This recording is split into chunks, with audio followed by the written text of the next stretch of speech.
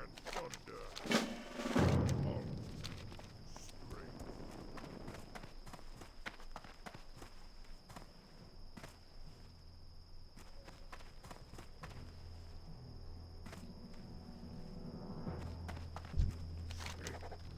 Strength.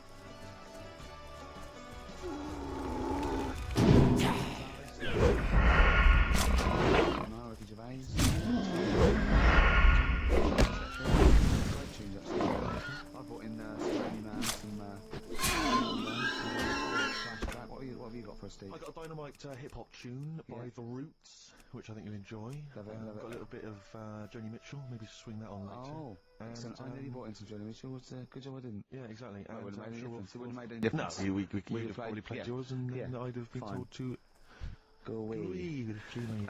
Carl, what have you got lined up for us as the producer? Rockbusters. Not this week, huh?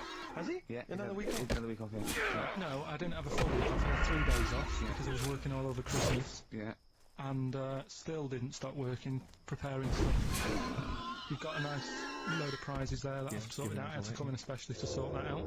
Yeah. Rockbusters Did will you rifle continue. through the drawers up at Capital Gold instead of down Yeah, here?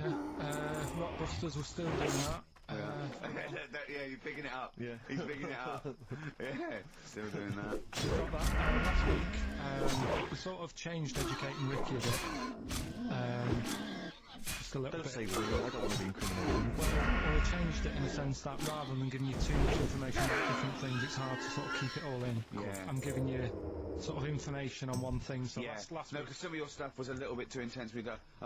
My favourite story was there was a blind girl.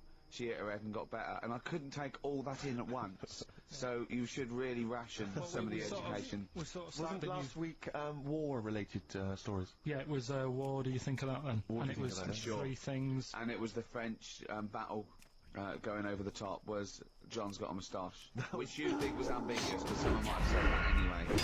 Well, look, you've remembered it, so it's working.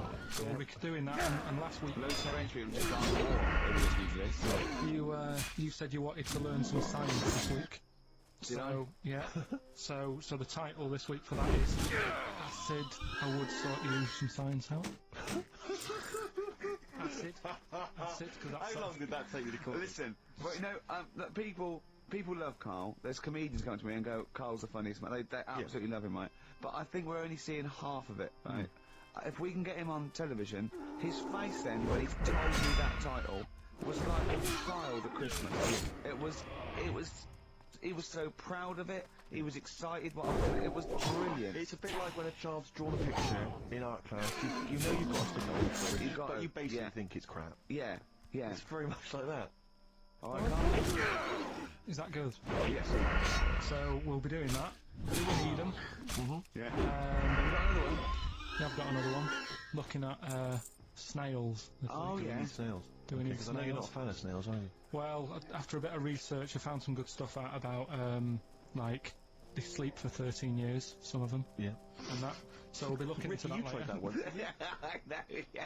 We've got ritual, Yeah. Yeah. which is something that I told Ricky about. Yeah, well, last week's was brilliant. It's was good it? to have a flathead in India. It's good to have a flat head in India. That's brilliant. Yeah. And, Well, I'm that's gonna, about it. I'm gonna just play on my favourite Smith track. Can I just agree with myself? I quite like if you've got time to bring back just the one week only, White Van Dam. Because there's some quite interesting topics this week. Oh, there's things happening in the world. There's that thing there is. There is a light that never goes out.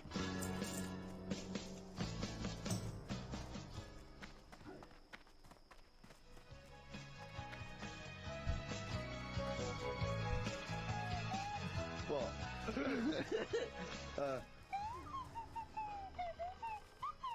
Someone's left one of those little things in here. It's brilliant, isn't it? Amazing. What are they called, those things? I'm just there, just thinking of being in the front row at a Morrissey concert and going, oh, can I just play along? Brilliant. I don't know what kind of sign that is. I don't know. It's only used for when Kenneth Williams Yeah, exactly. sees someone undressing.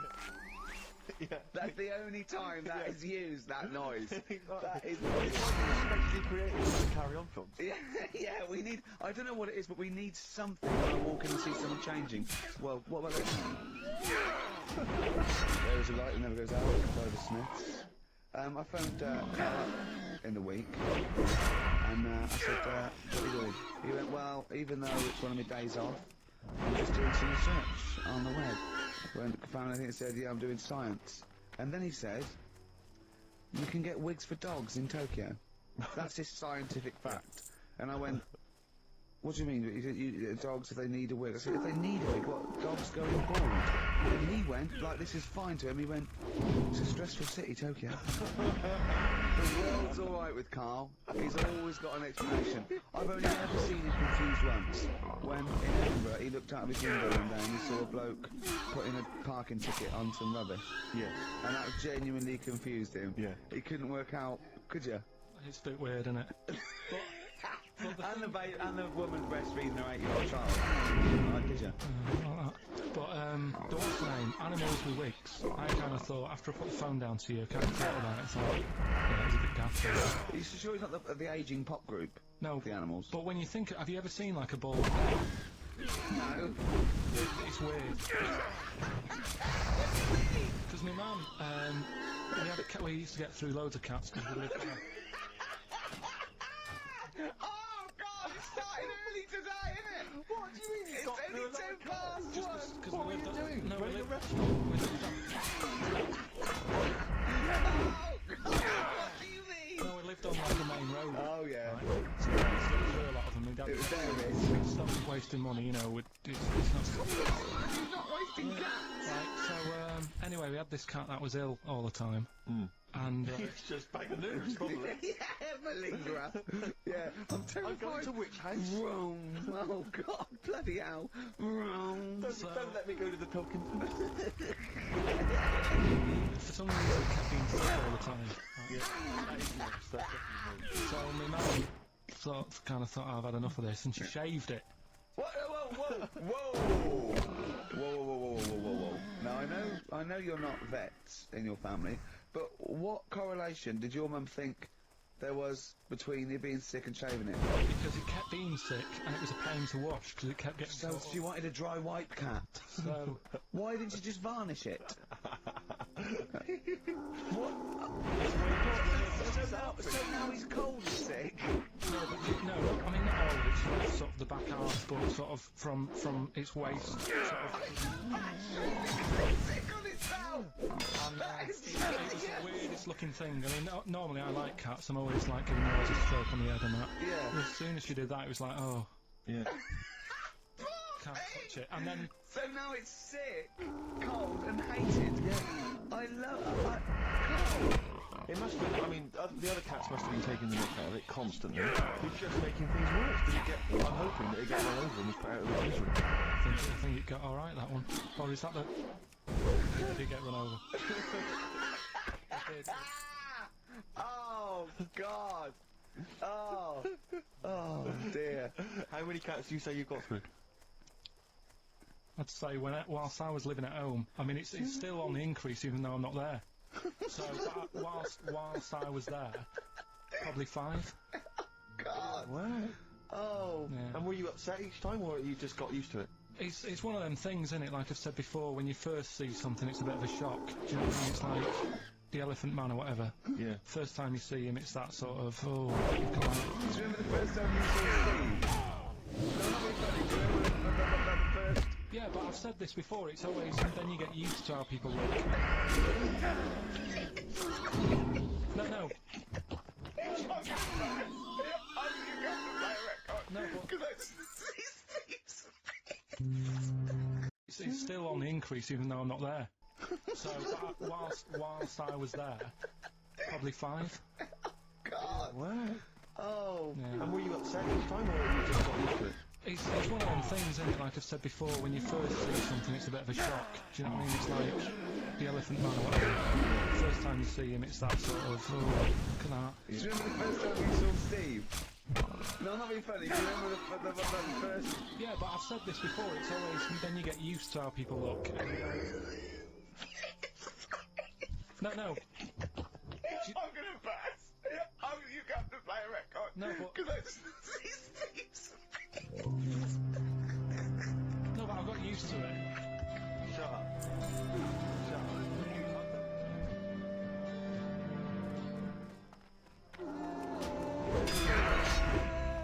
Let Me Down. Gold Rush on XFM 104.9 with today's Steve and Carl Pilkington. Brilliant. Rick, I was in, I don't know whether I should tell you this because it might rock you to the core. Go on. But I was in an Indian restaurant the other night, and you've not seen the film. Have you seen the film Notting Hill? I haven't, no. Right, in the film Notting Hill, have you seen that, Carl? Yeah, yeah, Do you remember the bit, Julia Roberts plays a movie star, rather like She's Julia the Roberts. most famous. Yeah, I know. and she's her. in a restaurant having dinner with Hugh Grant, and she overhears some people in the restaurant slagging her off. And saying, you know, yeah. she's a snapper, probably all that sort of stuff. And she's sort of stewing on it, and Hugh Grant wants to say something, and she says, no, I won't let you. And then as she's walking out, she goes and says something to them, and of course their faces drop, they can't believe it's her. Anyway, I was in Indian restaurant the other night, and they were slagging you off, Rick. Well, they were saying is they were going, Ricky Gervais, the thing about Ricky Gervais is he's just like the character he plays. He's just like David Brent in real life. And I was listening in, and I was thinking, well, I want to say something. I want to go over and have a word and say, you know, you're partially right, but I couldn't. I didn't know what to do. I didn't know what to say. I couldn't. What could I do? I couldn't really go over there. I say, what do you mean that I use his face and his vocal cords. I mean, I can't help that. But it's that thing as well as I don't know where they've got this information from. But no. Because you're not, It's so they're received. wrong, Well, so- it's yeah, they've received it from somewhere, or they've read it or something. It's just, but I don't know. I mean, I can't really be annoyed that they're just wrong. But it was very weird, It's 'cause like it- it's like being annoyed at a vicar believing in God. I can't get annoyed with him. I just don't believe. But because obviously they didn't recognise me, it's rather like, you know, when they talk about that idea that if you could go to your funeral, what would people be saying about you? It's Yeah. the closest thing you get to that, where you can hear what people are saying about your friends. But won't you to get him round to the you go, he is, yeah. What do you think of the other fella that's sometimes with him? Yeah, the tall fella, he's good, isn't he? Yeah. I know. It's a show actually because on the occasions I do get recognised from minor appearances, I never get any cool fans. I just get the nerds. I get the real nerdlingers. I don't get, you know, beautiful women You're coming putting out. them off though. Putting them off. You've got to take what you can. Well, So, but you'll have nothing. no, I know, but this girl put it the other day, and she said, you look over in the office, I went on your side, and she went, my boyfriend loves you, he's over here. And she pointed him out. I was devastated, I thought, I'm in here. There was nothing going on, but there was a guy who was in HMV, and he was working with the till, he'd been working with the till, and he saw me, and he said, would you sign this DVD? I went, no problem, mate. I said, and I was trying to make conversation, I was just trying to be frothy, and I said to him, oh, selling well, is it? Well, there's quite a lot of returns. I said, well, don't tell me that, I don't know that. What did he mean? That they didn't like And it? I said, what, you would have been bringing it No, back? I think it's glitches. He said, they've been bringing it back. I said, what was the problem? He said, they didn't really like it. No! Yeah, some of them didn't really like it. You can get it back if you don't like I it! know, I mean, I don't know whether they gave him the money back, but certainly that's what he dealt with, that's what he complained of. And then he said, we didn't get the money back, they just wanted to drop it off. What they did, yeah, put the money back! And they just wanted their thing. They didn't say what it is. They want this rubbish in their hand. Oh, but we still get the money for it, do we? I told you that other time. Again, because I'm people that recognise me, again, I was in a record shop, there was a stack of Office videos, and this guy went by, and I sort of heard him as they went by, and oh, Office, yeah, a lot of people like that. I think it's shit, isn't it, when I agree. And of course, again, what could I do? I couldn't say anything, I couldn't pipe up and go, well, that's sort of... I like the fact that you're always hearing these loud vocals. Yeah. It's, yeah, great. What's the chance of that? That's brilliant. Maybe everyone's always slagging it off. But it's part That's of it. Yeah, that's part of it, but also because I keep hanging out by stacks of Office DVDs. Oh dear. Wearing a t-shirt with a picture of you and me on. Yeah, that'll do it. What we got to play, Carl? Something Steve wants. Well, actually, I must dedicate this to someone who's emailed in. I mentioned he was going to play some of the Roots, and Joe from Peterborough's very excited about that. So this is not from the current Roots album, sadly, which I've not fully absorbed yet, and therefore don't feel I can make a decision on which track to play, but maybe that'll come. That's the sort of effort and thought we put into our, you know, picking music. Exactly. I had these cassettes still in my bag from last week. Sure. Anyway, this is from the album Things Fall Apart. It's the Roots featuring Erykah Badu. You got me.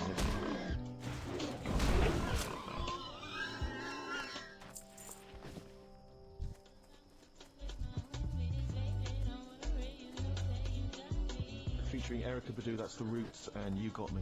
Good, I like that one. Yeah, you've enjoyed that. Yeah, I love it, yeah.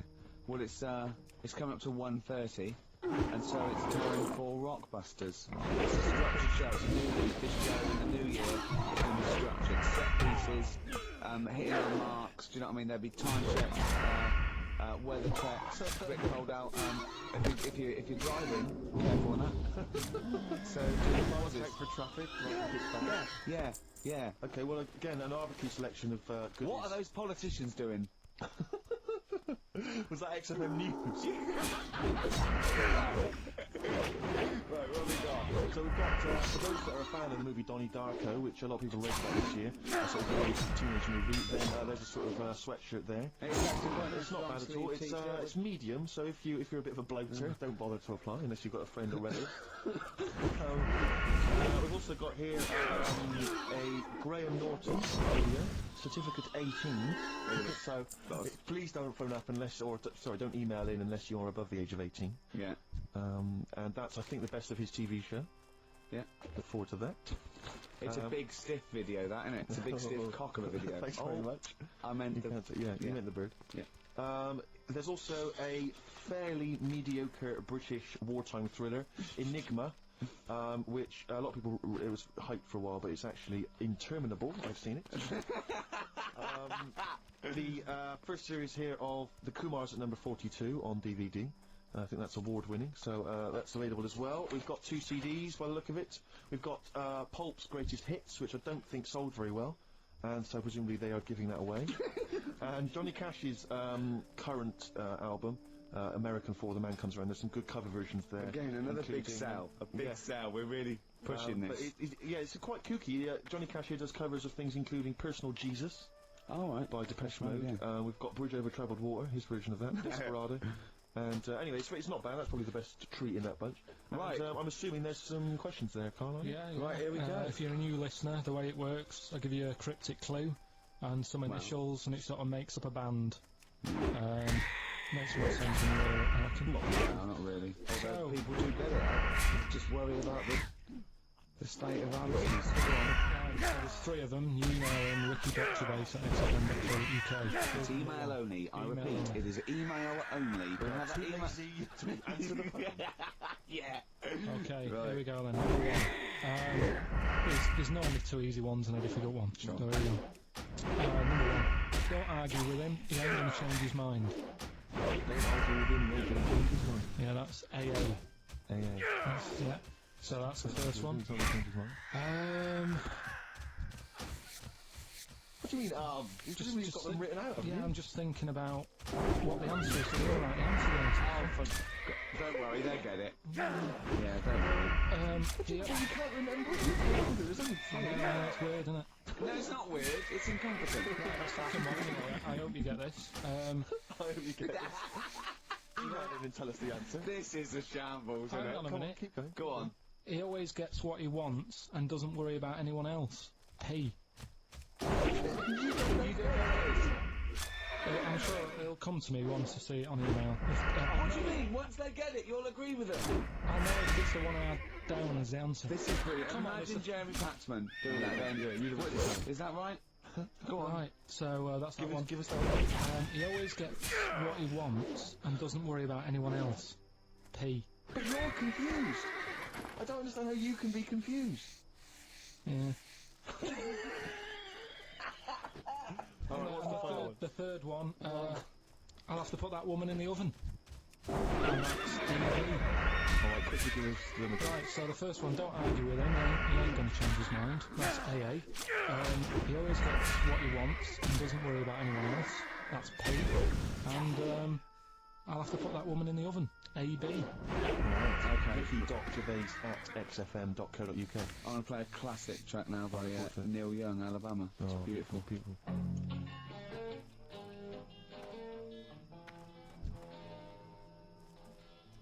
Neil Young.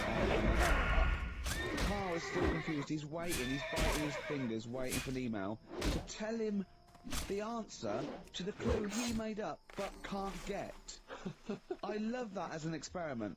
As a I mean, that would confuse psychologists, that you come up with something that you can't get. It's brilliant. Yeah, you came up with the question, you don't know the answer. And you expect them to, but you can't, and you made it up. Look at your face, like I'm play some adverts.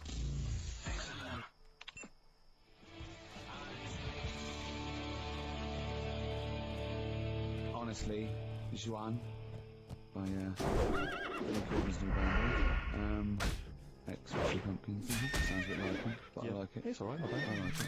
I like It's it. know that someone's got the right answer, so Carl Brilliant. now knows the answer. Yeah. Brilliant. Well done, Carl. You're a fool. Right, Well, talking of it, it's a long time since we've had any white van, Carl.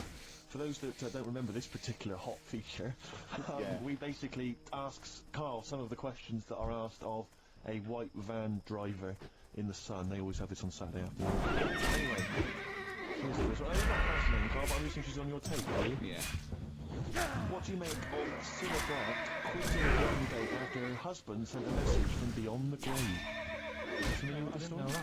What's She's happening? basically a medium, and supposedly her husband passed on information through the medium, which was incredibly vague, but persuaded her to quit live on air.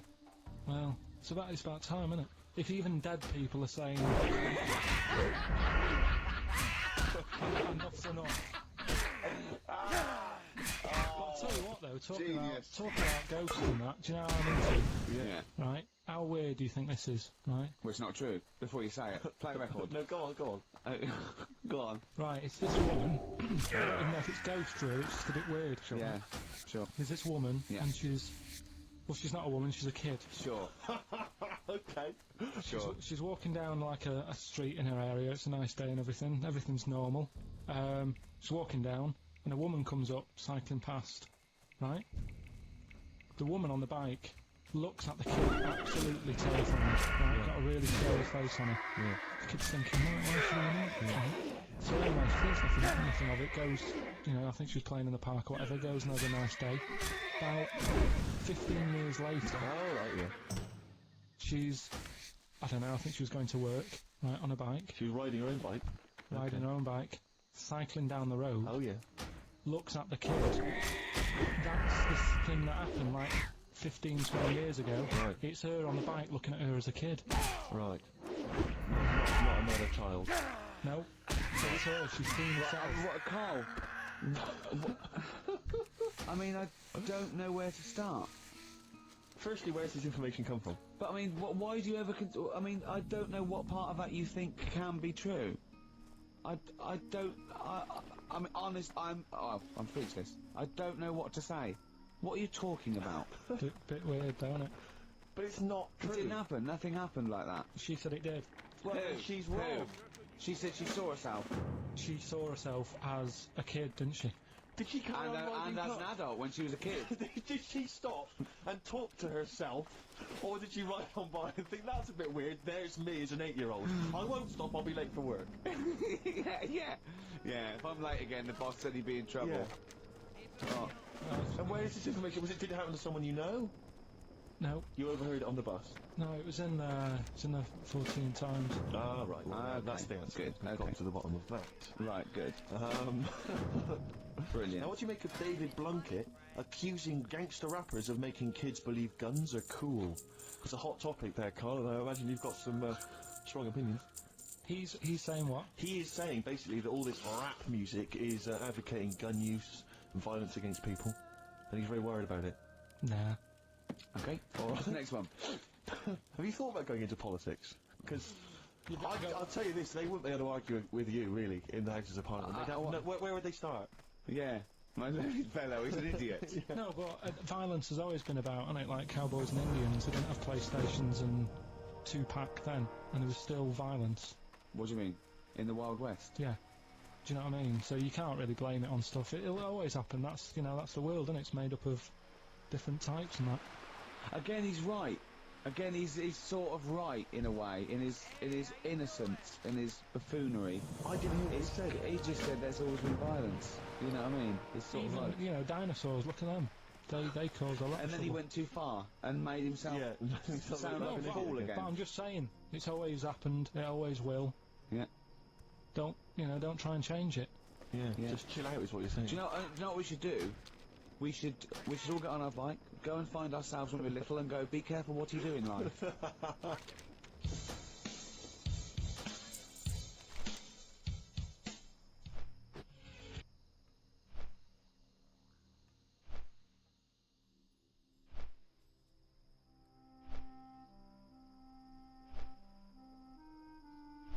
Nine. Ricky Gervais, Steve Merchant, Carl Pilkington. You'll be pleased, Rick. Go on. Ricky Anderson has emailed in. Dickers! Dickers Danderson. Oh! Yeah, what are you he's, doing, Dindo? He's probably our biggest fan. Diddler, you little diddler. Exactly. He has emailed in, as ever. Ricky, your show fascinates me. How do you maintain such levels of senseless drivel?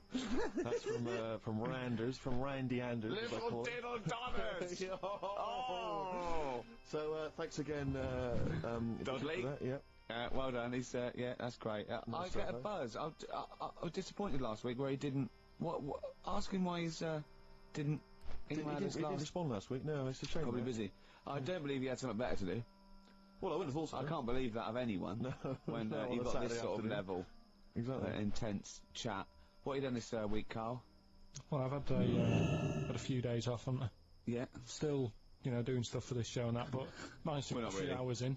Yeah. Not really. Just doing nothing, and bought a place. So I was looking at kitchens, Yeah. weighing some of them up, and Yeah. Checking them out. checking them out, and also ordered a sofa. Yeah. Nice sort of comfy, sort of leatherish sofa. A leathery. Oh, I don't like leather sofas. No, yeah, but what are you picturing? A leather sofa. A leather sofa. Yeah, I but just, like it's what? squeaky and it's. No, this isn't. This isn't isn't it? No, this isn't like that. But I want a really old, sinky into fabric. I want a sofa that is as comfortable as a bed. Do you know what I mean? Well, if it was acceptable, you'd have a bed in your lounge. wouldn't you?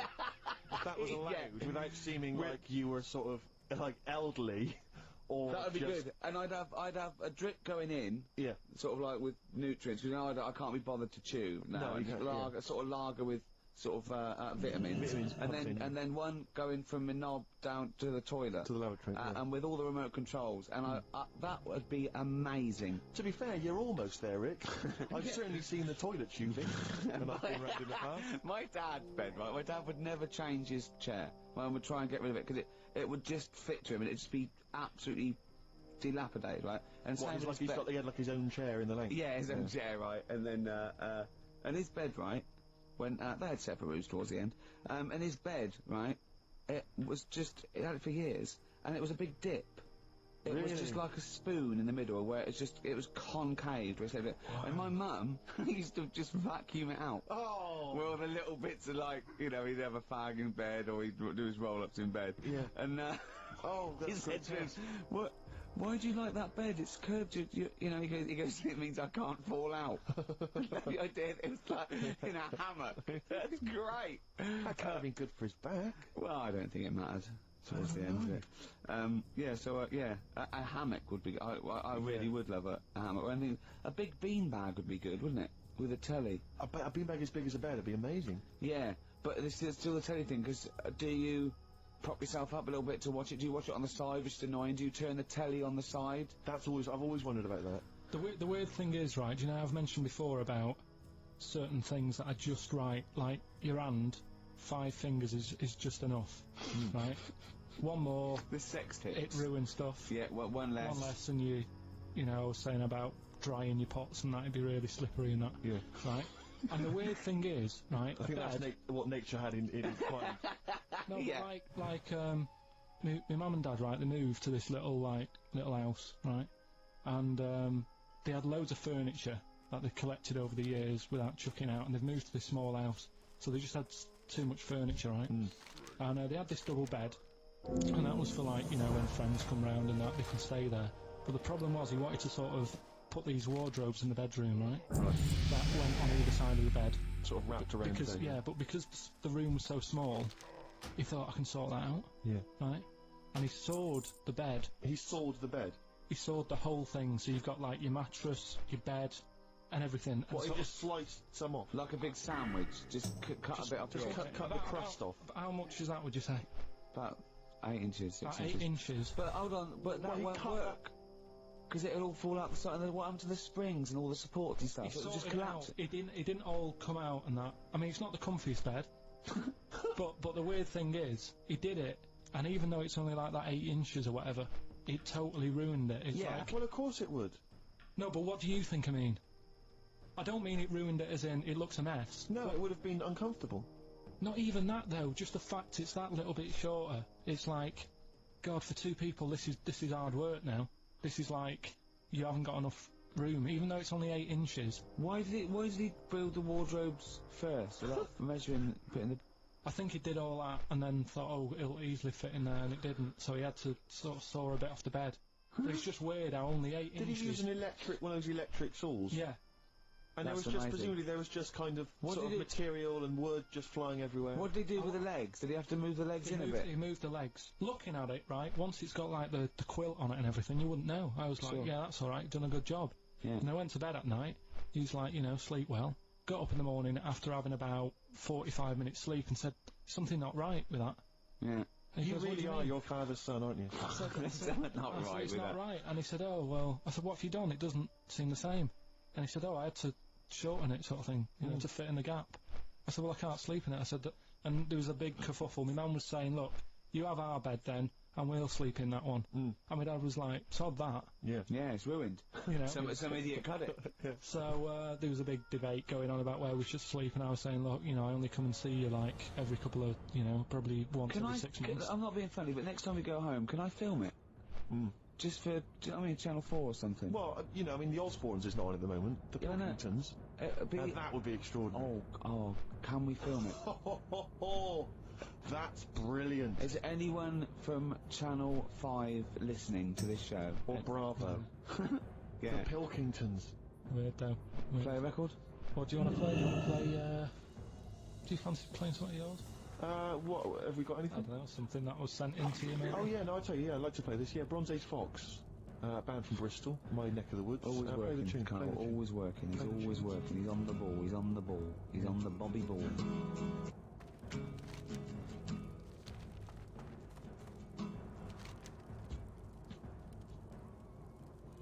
Coldplay, the scientist, X104.9, I'm Ricky Gervais with Stephen Merchant and Carl Pilkington. Carl, what are you doing?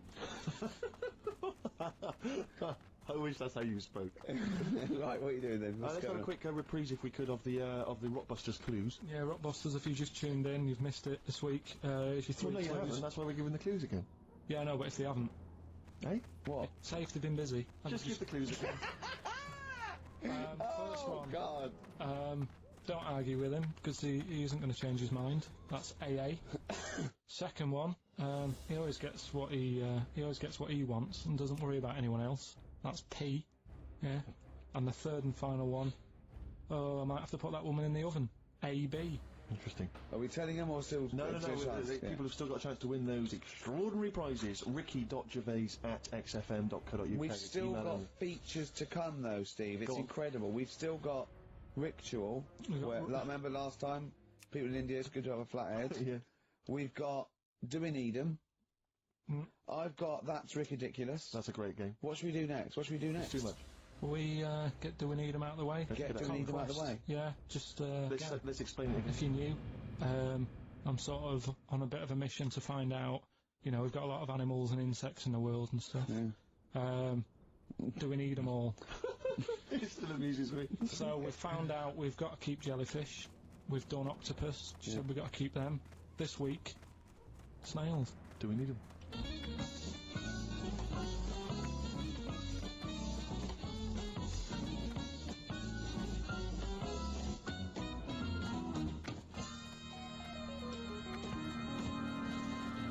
Just doing some research, right?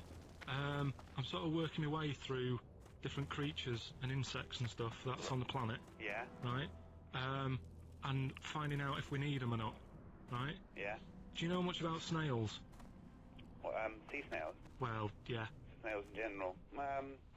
Don't know much about snails, land snails. Know a bit about sea snails, like whelks, top shells, that sort of thing. Would you say they're important? What sort of sense do you mean by important? Say if we had to sort of get rid of some animals and insects and that because we're running out of room. Right.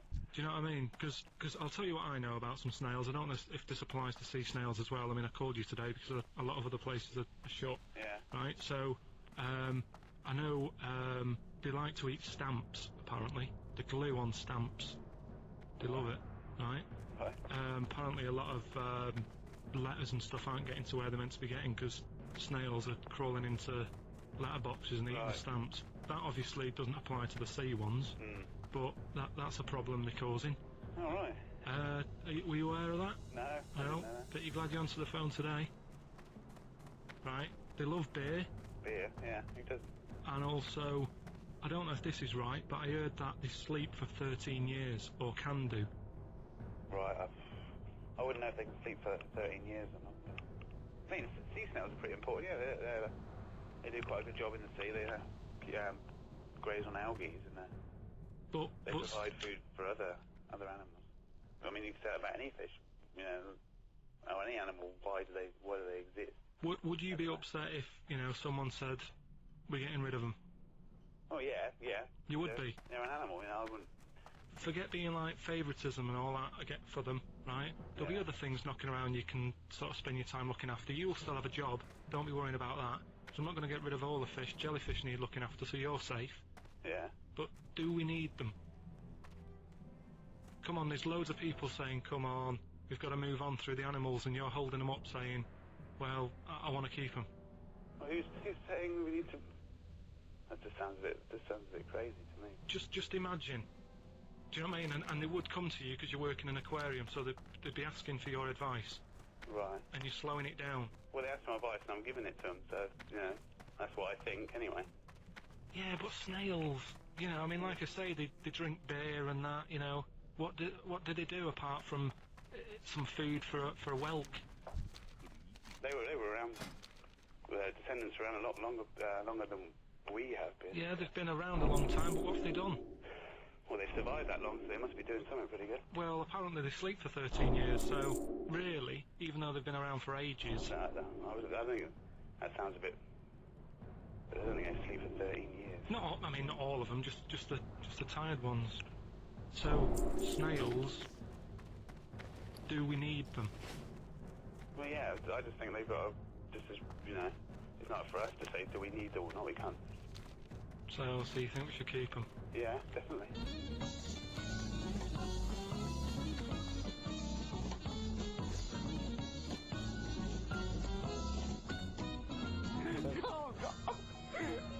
Carl, I'm proud of you. That was getting really quite annoying. I know. What did he think he was doing? What? I don't know what you tell these people. I mean, you don't get their permission to play this out, do you? You just Well, don't tell the them. thing is, right, I sort of told him what it was about, but we won't say who he is or where he works, because it doesn't matter. I just needed to speak to someone who knows. I know the fact that you were trying to get an answer out of him by suggesting that he would be safe, because he could look after jellyfish if he gave the okay to destroy snails. He was getting livid, you could Oh, tell. God. Brilliant. So he's been around a long time, but what have they done?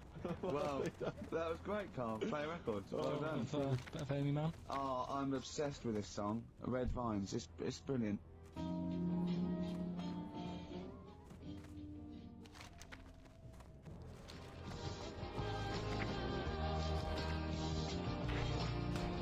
I love that. Amy Man, Red Vines. XFM 104.9, Ricky Gervais, Steve Merchant, Carl Pilkington. You mentioned earlier when we had our regular email from Dickie Anderson, Yeah. Randers as I call him. Dandy son.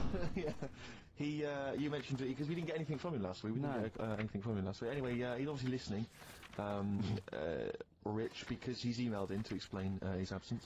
Dear Ricky, sorry for not tuning in last week. Only I was in HMV returning the 14 copies of The Office I got for Christmas. That's from Randers. So he's explained himself. Oh, He's dear. excused himself. Oh, Anders, we should get him on one day. Yeah. Right, okay, Carl. That's ridiculous. 3 amazing scientific facts, one of which is spurious. Okay? Okay, 1. Girls can't throw because the part of their brain that allow men to throw properly in a girl is used up in emotion. 2. Gravity isn't instantaneous. It works at the speed of light. The force of gravity. 3. Statistically, you're more likely to be trampled by a donkey than die in a plane crash. No. Even though the last one sounds daft, I think I've read that. About the donkey thing. Okay. So, girls... What's the first one? Girls can't throw properly because the part of the brain that allow men to throw is used up in emotion in a woman.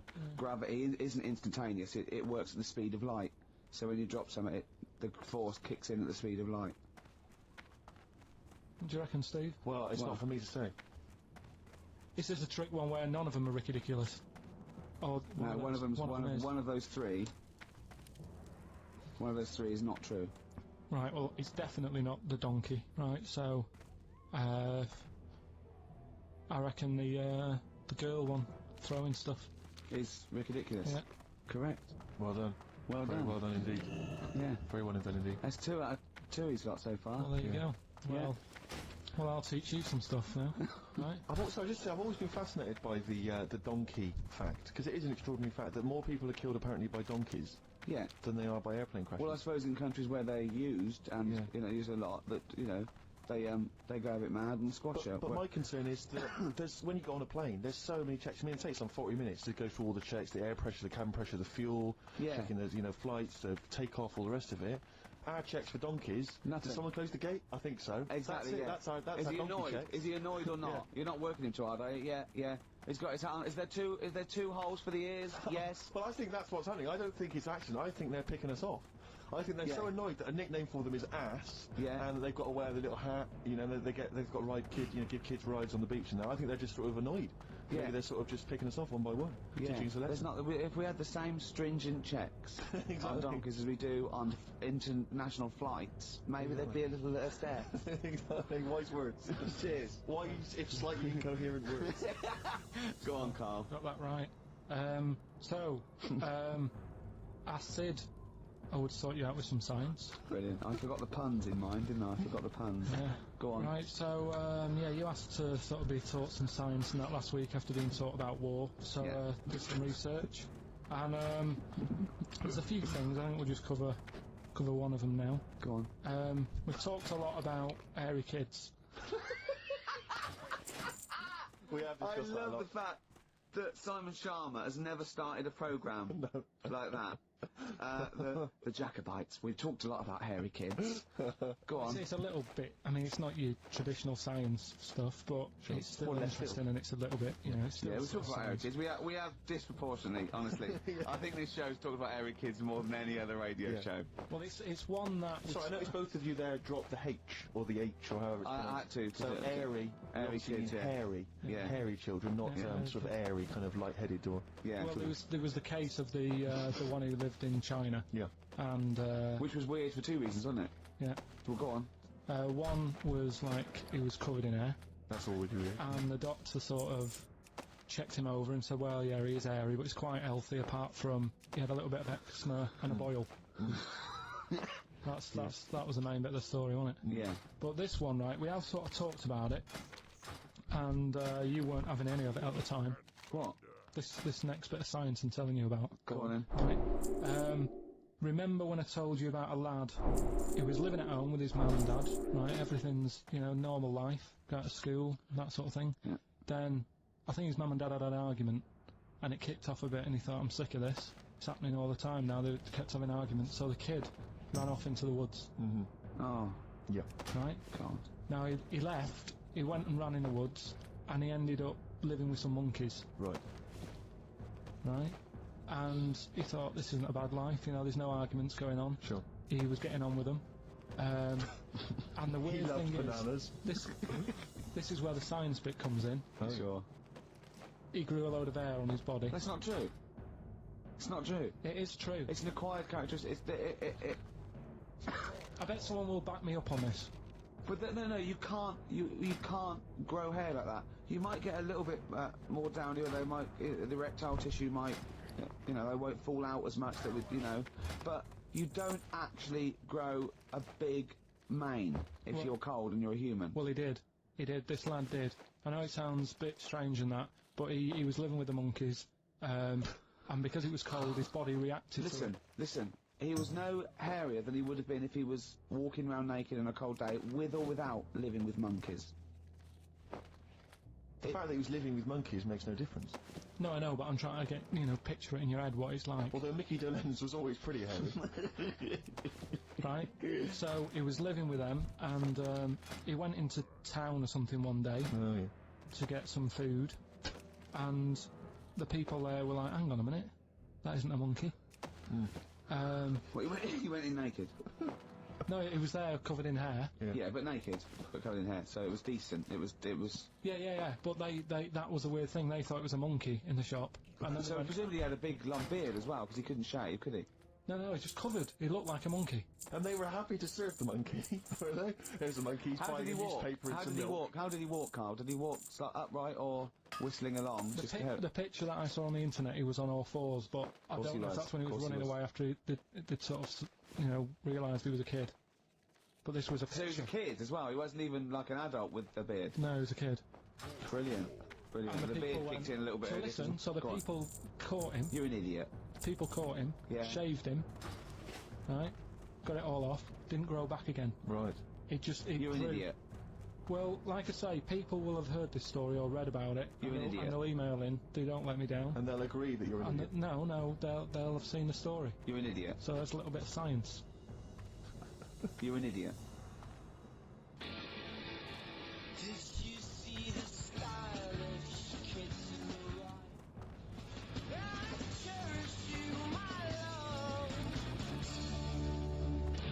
Libertines, Time for Heroes and XFM 104.9.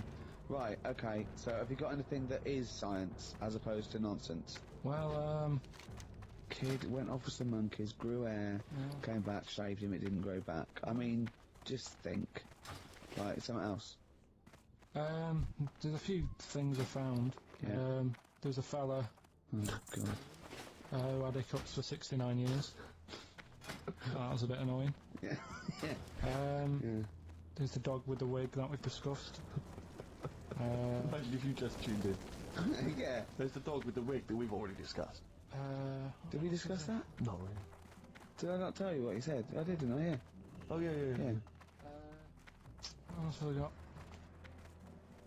Well, there's something here that you sort of know. Is this going out live? At the Yeah, moment? this is happening, right? Right, go on. But remember when you talked about sponges? Yeah. If you get a red sponge and a blue sponge, You liquidise them, pour them back into a tank. After a few hours, they know which was which, and they reform as a red sponge and a blue sponge. Yeah. Yeah. I thought that was weird when you told me. Yeah. Looked it up, did a bit of research. Yeah. Thought that's sort of sciencey. Yeah. You can do the same thing with a mouse's brain. Okay. Explain a bit more? No, you can't. If you get a dead mouse, Yep. put its brain into a blender, blend it up, leave it standing for a bit. Making that up, aren't you? You're confusing this. You watch Nigella Lawson make some sort of pudding. No. What do you mean? It won't work with the brain. Well, it does with I mean, not a human brain. Don't be trying that. Although, But, no, a mouse one. A mouse one. and what happens? It sort of reforms. Goes back together again. No, it's because apparently it's made up of the same stuff as. But it doesn't, does it? Because if it's dead, if it's a dead brain, the cells can't act anyway. The fact the sponge is that it doesn't kill the cells, it liquidises them, it doesn't kill the cells. So it couldn't be a dead brain anyway. It would have to be a live brain taken out from a live mouse for the cells to be getting oxygen and working and being sensitive to each other. And that, I don't see how that could work like it does in sponges. I mean, do you know what I mean? You're not a scientist. I've Cool. just sort of read it and gone, oh, that's interesting. I'll tell Ricky and Steve about it. Yeah. You're you've quizzing not me queried as it. if I've come up with it. No. Someone else has done it and said Yeah. it works. Sure. So I'm not. Do I'm you not think ghosts are behind it, or do you think there's a scientific explanation for it? no, it's just one of them weird things, isn't it? Yeah. So that's what you sort of science covered for this Yeah. week. Well, that was another barnstorming feature. Is that it? Is that the two things you got Thanks this very week? much for that. Well, I mean, There's nothing behind them. Do you know what I mean by this? There's not like a weight of intellect behind these facts. Why It's don't you make that your science project for this week? Find a dead mouse somewhere, Carl, and a blender. And we'll bring that in next week. We'll do it live on air. See what happens. Oh. Well, Do you feel sort of let down a little bit sometimes with our reactions? What are you expecting us to do? What are you expecting us to just like look at you, open-mouthed, staring at you in awe? just like, oh God, yeah, where did you find that out? And like, Yeah, but We People know, ask we you, you know. never tell us. We know where you found it out. You looked on the internet and a strange homemade website by a maniac somewhere who puts on stupid things that he heard through Chinese whispers. That's where you get your information from. I doubt that anything you've ever come up with is verified. If it is, it's luck. But what do you expect me to do for you? Do you know what I mean? I'm just... You know, I'd like to know what the source of the information is. I'd like it to be, you know, a research study by the University of Columbia, rather than, you know, a guy who calls himself Mr. Pickles. On a website somewhere. www.lunatics.com. I mean, oh god. Something, some kind of evidence. Do you know what I mean? I must warn you now. You know that Steven Spielberg thing's coming, Taken? Yeah? About alien abduction. When you watch it, just remember this, it's not a documentary. Okay? Alright. And Alright? you remember E.T.? We were discussing that earlier. You know that's not fact. Fact or fact.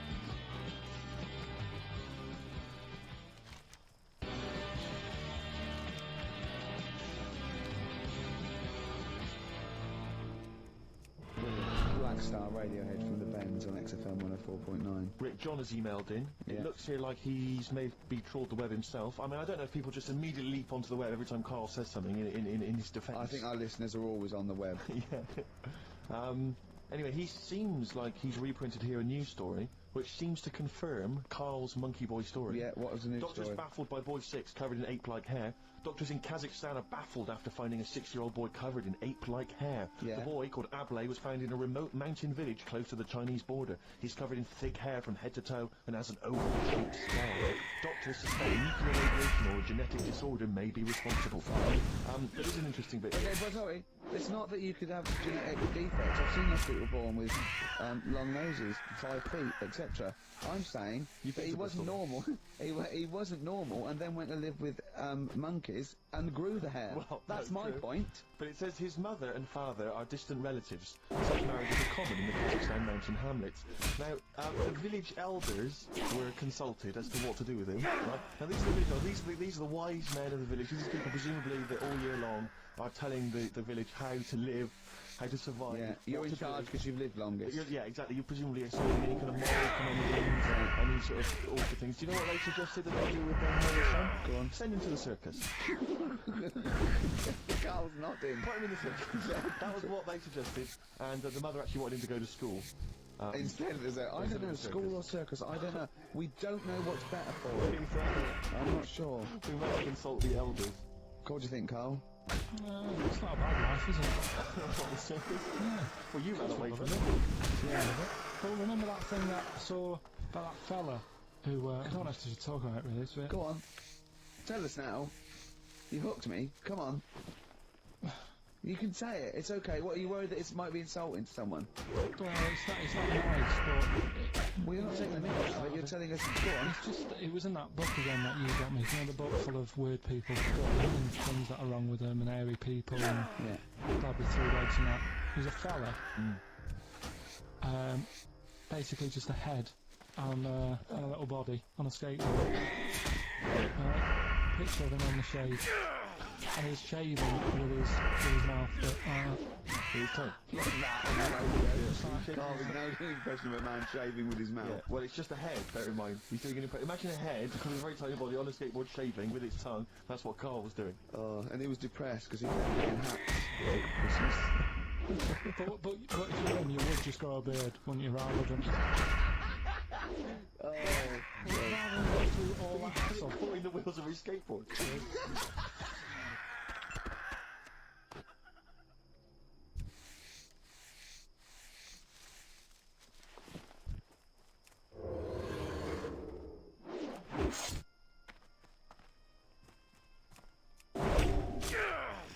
Busters. Yeah. Give the teams again in the end. Yeah, the first one was, don't argue with him, he ain't going to change his mind. The initials there were AA. That's adamant.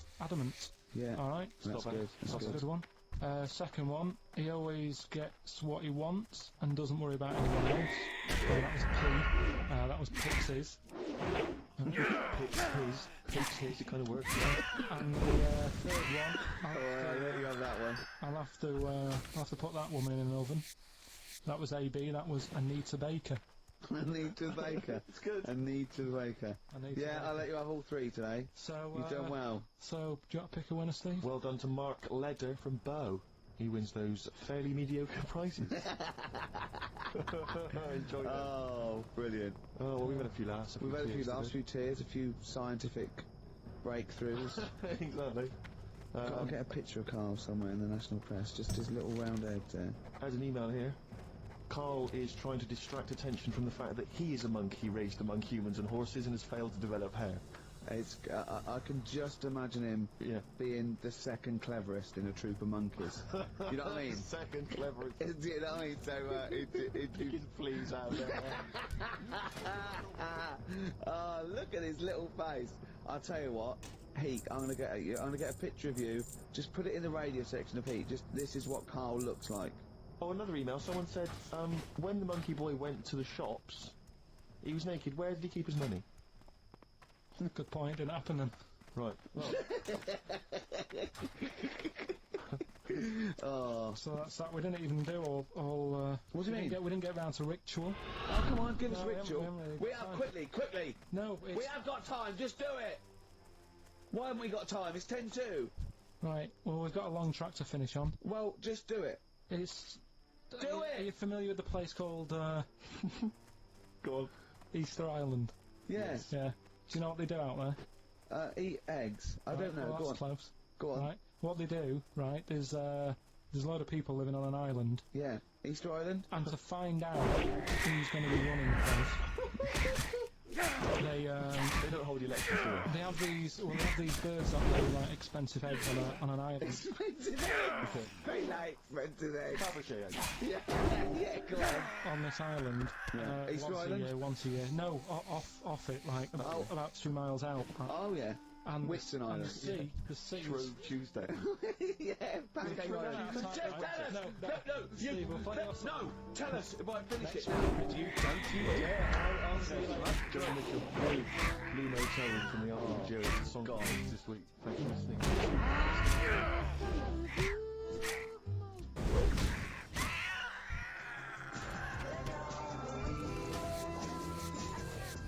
The Flaming Lips.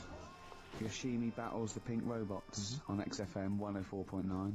I'm Ricky Gervais. With me is Steve Merchant and Carl Pilkington. Good morning. I'm going to be honest. I'm going to own up straight away. I've done very little work towards this show this week. I'm a bit You busy. surprised me. Yeah. So I apologise if it sounds a bit sort of. Thanks for being honest, though. Well, no, I don't. You know, I don't want people to go. Oh, no, that's a bit steady this week. I hope it's not like that every week. So it is because I've done very little preparation. So Right. you know, Whereas normally... you'll probably have to help me out. All right. You have to do some of the work. Carl, you might have to help us out a little bit as well. I don't know, but I mean, because I know Steve's done nothing towards it either. So the onus is on you a little bit here. I love the fact that it's still listed as either Ricky Gervais or Ricky Gervais and Stephen Merchant. And there's no- Essentially, we don't need to be here, really. no, I know now people listen to Carl. Everyone I've spoken to, but, you know, people on buses, to comedians like Ross Noble mentioned you the other day, and that, you know, they go, People on buses? I've never been on a bus You for haven't been years. on a bus No. for like 12 years, Yeah. have you? I know. People on buses. I don't know why I find that so funny. I just know Well, the idea no. of you being on a bus. The idea of you Well, I'm handing not. over the bus. They're shouting out from the window. They're saying, I love Carl. I'm walking along. How much is it on the boat? 20 pence. Come on, seriously, how much is it? One adult for Terminus, please. I love the fact, you know, they do that thing where, like, if they're interviewing What is it, Paul 50, Newman or 60 someone p? famous, No, it's quid, isn't it? they It's a always, quid. they always say, how much is a pint of milk? And that's supposed to prove that you're sort of still in touch with your roots or whether you're too big a celebrity. You've got no idea how much it costs on the boat. It's not. 120. Pint of milk, about 50p. 30p. Oh, brilliant. Wow. Oh, because, I mean, it's fascinating. You gave this stuff, you gave this stuff up before you became a celebrity. Didn't you? You always, because people always say to me, like, oh, you know, Ricky seems a bit obnoxious. Who says that? No, they say, you know, No. Who comes up to you and just says the that? guy on the tube did it. I swear to God, he came up. He said I was watching an interview with Ricky. He said he's not a nice piece of work. I went, well, I mean, he said, no, I've got friends like that. You know, just, and it's like they're always talking. They're a bit irritating. You know, you sort of let them off because they're your mates. But I was going, well, hang on a minute. He went, Well, two things. You know, it's sort of my job talking, and being interviewed. Essentially, you do have to talk. yeah, So yeah, if about that's- yourself. If that's his only criticism, then I'm not too bad. No, he didn't think you were funny either. So. In fact, he had a whole list. Well, I'd say a list, a petition. It wasn't Dickie Anderson, was it? It wasn't Richard Anderson. I hope he's listening. He's our biggest fan. I'll tell you what, Mock Turtles need a remix by Fatboy Slim, don't they? Mock Turtles is a Yeah. great tune, but I'd like to hear it remixed. Yeah.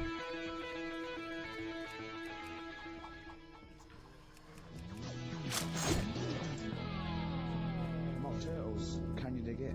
Remixed by Slim. Yeah. Yeah, it's a phone number for all of the Steve Merchant, Carl Pilkington. Ooh, stuff to dear, do. what's going on? What's been Stuff to happening? talk about and that. What's been I going was, on? before you came in, you saw it, didn't you?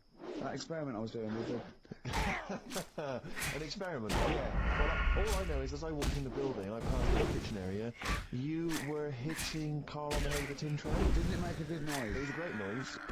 But I'm interested. Explain more about the experiment. Well, I wanted to see how hard I could hit him and make it resonate, right, before I either caved his skull in, or, Right. you know what I mean? So, you had to hold it quite loose, so it could, like, vibrate, but you had to grip it hard enough to give it a good whack. Right. And his head's brilliant for hitting stuff on. He really is.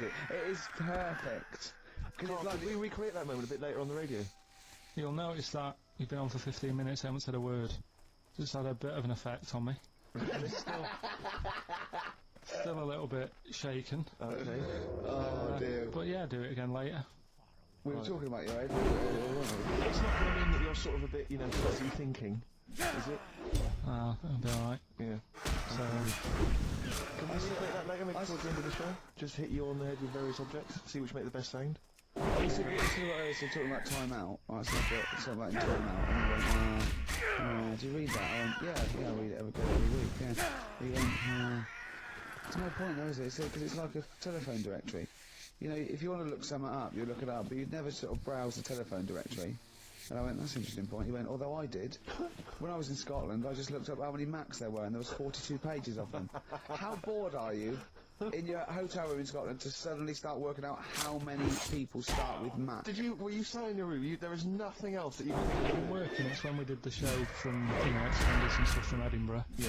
Sat in the room, waiting to sort of go out and get some food and that.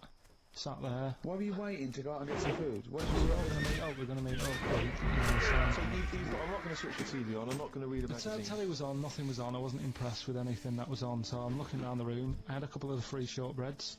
I love the fact that he remembers. He remembers a specific biscuit he had.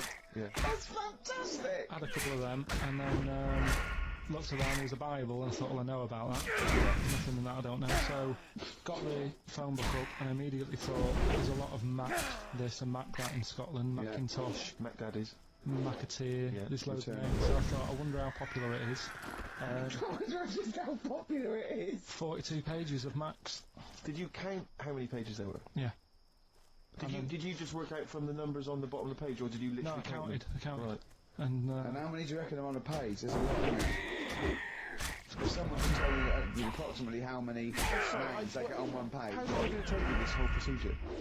what, the counting? Yeah. Not long, No, just count 42 the page. pages. Yeah. Yeah. It's not that much. They're all What together, did you luckily. do once you digested that information? What did you do with that information? Did you tell Stored people? it, haven't I? I mean, look, how long ago was the Edinburgh Festival? He stored it along with the biscuit. I love to get in his head. I imagine it's a big warehouse, and there's lots of partitions for weird stuff like kids born with tentacles and things like that. I imagine there's like quite an old caretaker, and you go in there, you say, "I'm looking for it." He goes, "Hang on, I know where they. I might put that somewhere. Hang Is on. this the one when they shave the cat? No, it's not shaving the cat. This is the Max. The Max. I know Scotland, the shortbread. But don't give me the shortbread because that's putting me off. But The what's the name though? Do you remember last week I was talking about the Airy Kid? And I think that's every week, Carl. That doesn't narrow it down. alright, well we were talking about that Airy Kid in the woods, and did a bit more research this week. Found a good story out about a monkey, Right. which I'll tell you a little bit about. I'm looking at it now. No. It's a keepers. It sounds exciting stuff. So that's got 'em, right? So we'll be doing that. The audience. We've got Rockbusters again this week. Yeah. We've got Do We Need 'Em?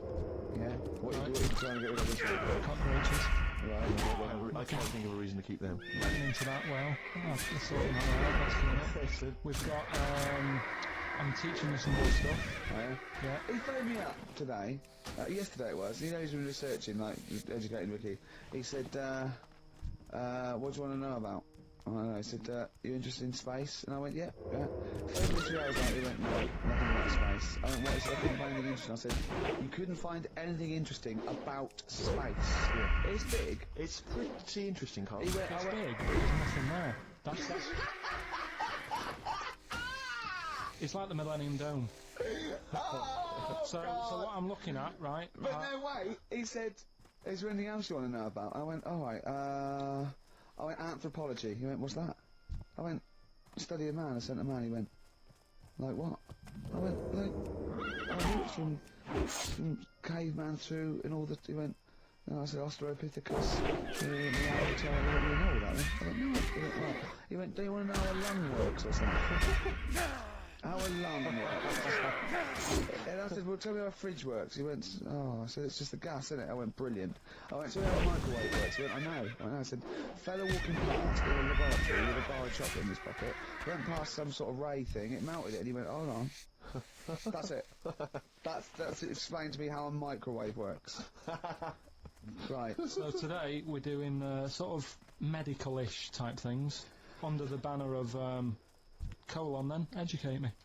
Do it again. Colon. Then educate me. Brilliant. Brilliant. So that's like go on then. So colon. So that's a little heading. You're going to be learning 3 things sort of medical-ish before 2 o'clock. Yeah. Is that it? Do you want to Pretty much, yeah. a bit of suede? Come on then. How many O'Reillys are there, do you think? No, that's a little task for you.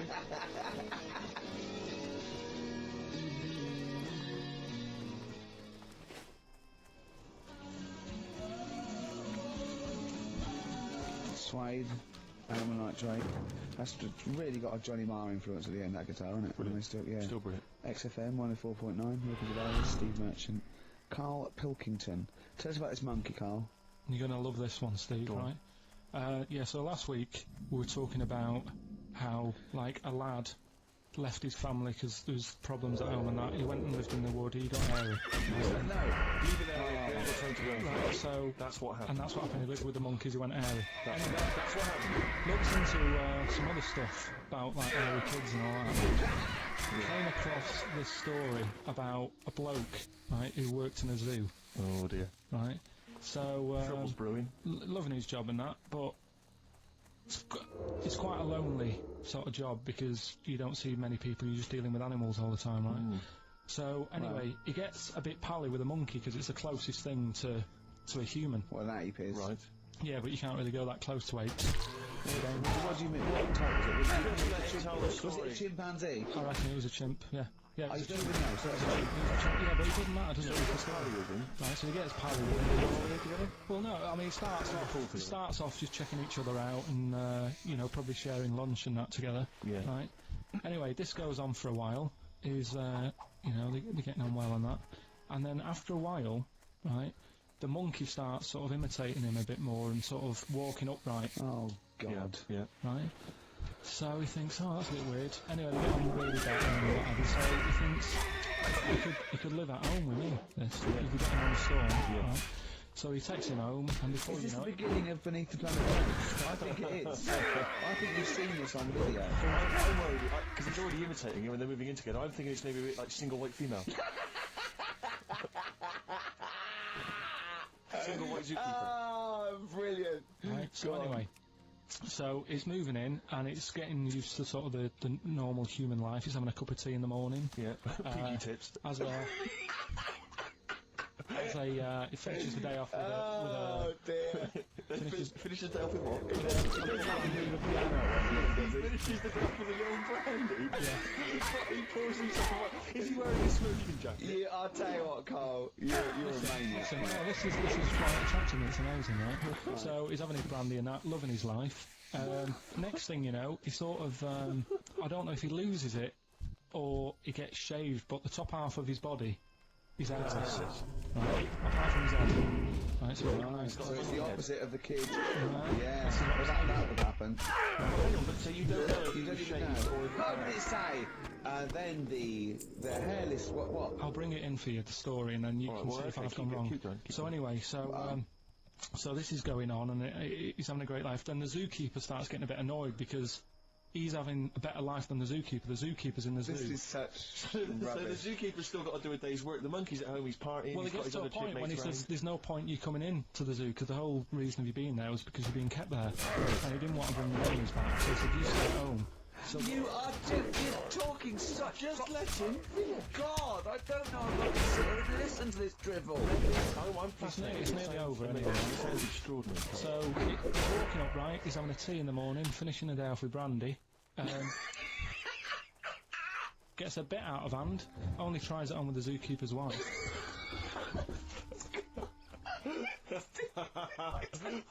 Make him go away, Steve. How does he do that? Well, because he's around humans a lot, he becomes a bit of a charmer. And But what is it that he could do to seduce her? Pick fleas out of her? he didn't say. He's but- built. He was built. Yeah, he is well known. so what about What do you mean, what about it, Carl? It's obviously not true. It's obviously not true. that? This wasn't on the internet. This was in a book. So it's not a quick joke and just put it on the website. This is in a book. I love that he becomes a charmer. He's got better taste in brandy. And he, What was it that he was doing that seduced her? I don't know. Maybe because he was at home more than the zookeeper was. But what would he be doing, Carl? He's not going to be talking with her. They're not going to be playing Trivial Pursuit. Maybe she liked the silent type. He didn't go into that. He just said that's when the trouble started. Right. Is that what Suzanne did when she brought you up? Talking to the songbirds yesterday.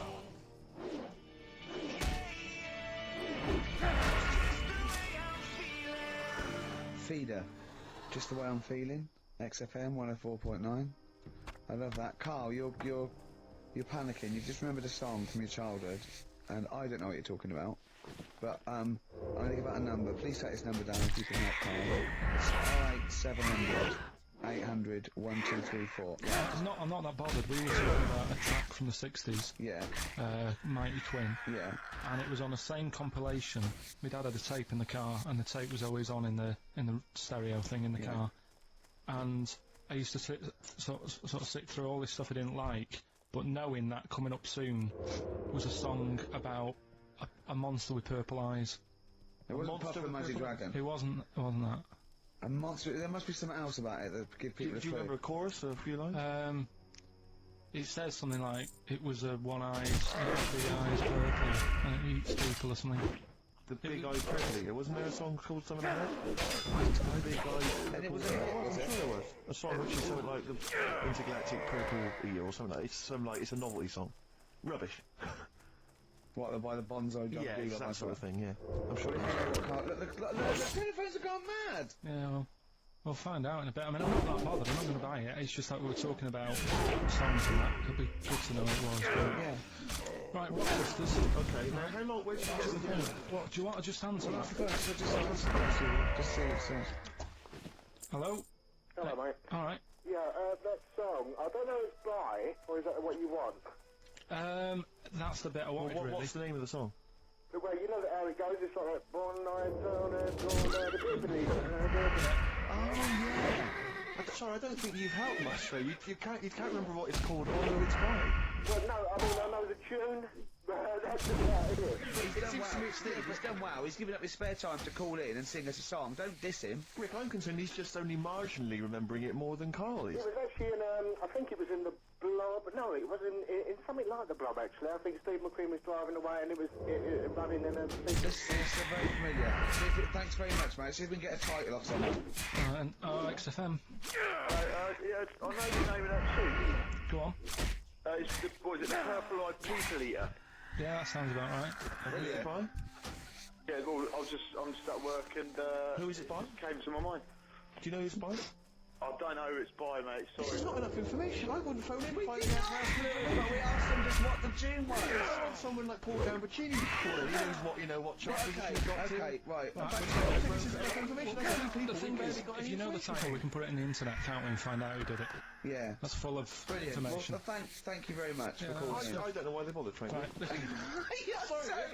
No, I mean, I just think if you're going to bother to call in a radio station, Yes. have the facts. You're Have so all the good. facts to your hand. He hasn't got the facts, and he runs the radio station. He doesn't. I mean, they keep him like a mascot. He's like a pet, isn't he? They have him running around the office. God. Now listen, it's Robert, because I've got the prizes here. Rick, I'll be honest with you, I mean, we've given away some shoddy stuff in the past. This But is it's the worst absolute collection. tat, is it? This is really scraping the bottom of the barrel, Carl. I mean, There's hold on, the how phones many are going more of mad. these can we give away? If you're still phoning, hang up because we're not going to bother anymore. We really sorry about that. Maybe email us or something. How many of these can we give away? Look at that. It's only Fools and Horses. The It's a video. Christmas special from not this year, the year before. Yeah. I mean, we have given away so many of these. I imagine there's charity shops throughout London. Yeah. So we got that, dear. and if you didn't watch it, if you weren't one of With a the big 20 green, million that watched it. blue-eyed, fat-legged, purple-eater people. If they had a big and had a big boo. Something like that. Once again, the best chill-out album ever. With, I mean, it's pretty much rubbish. It was a big boo. Actually, no, the songs were okay, but Purple-eater.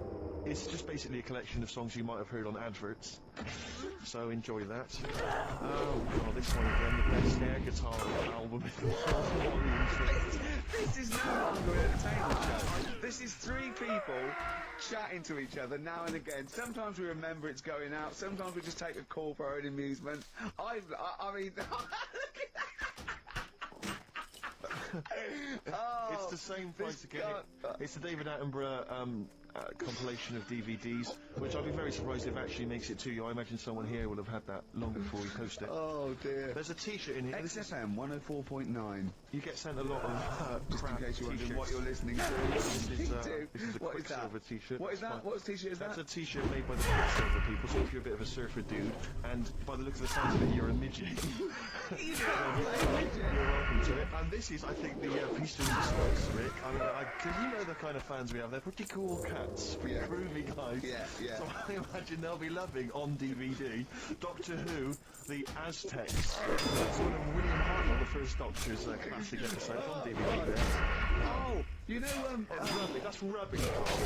I'm ashamed to give them away. Carl, you know our mate Johnny, he's a Doctor Who fan. Yeah. Do you remember, he bought the Doctor Who magazine, and he went to the toilet, and Steve got post-it notes and put geek on every page. And Johnny opened it on the tube, right, and it had geek and everything. And Johnny bought in the new Doctor Who magazine, this week's or this month's, right? And they've done the perfect Doctor Who fan, right? What the geek is, right? And it looks exactly like Steve. It does. And he went, and I'm going to try and put it on the website. It's amazing. It's got your hair, glasses. It stands like you. It's sort of dressed like you, and it's hilarious. And he was. I mean, I'm insulting you now. It sounds like an insult, but if you see it, you laugh. Well, Rockbusters, right? Yeah. Right, here we go. Just a little bit annoyed.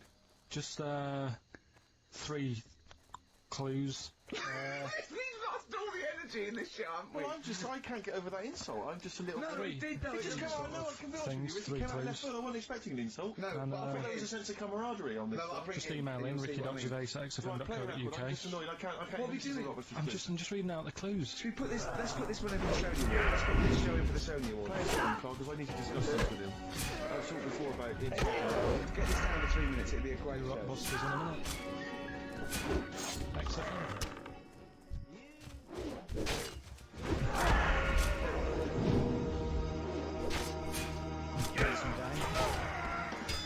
Bruce Springsteen from his new album The Rising on XFM 104.9. Ricky Gervais, Steve Merchant, Rickington. Foreman just phoned in and said to Carl, stick up for yourself. Don't listen to that Merchant. He doesn't know it. He's so arrogant. I don't think I'm arrogant, I think I'm mean.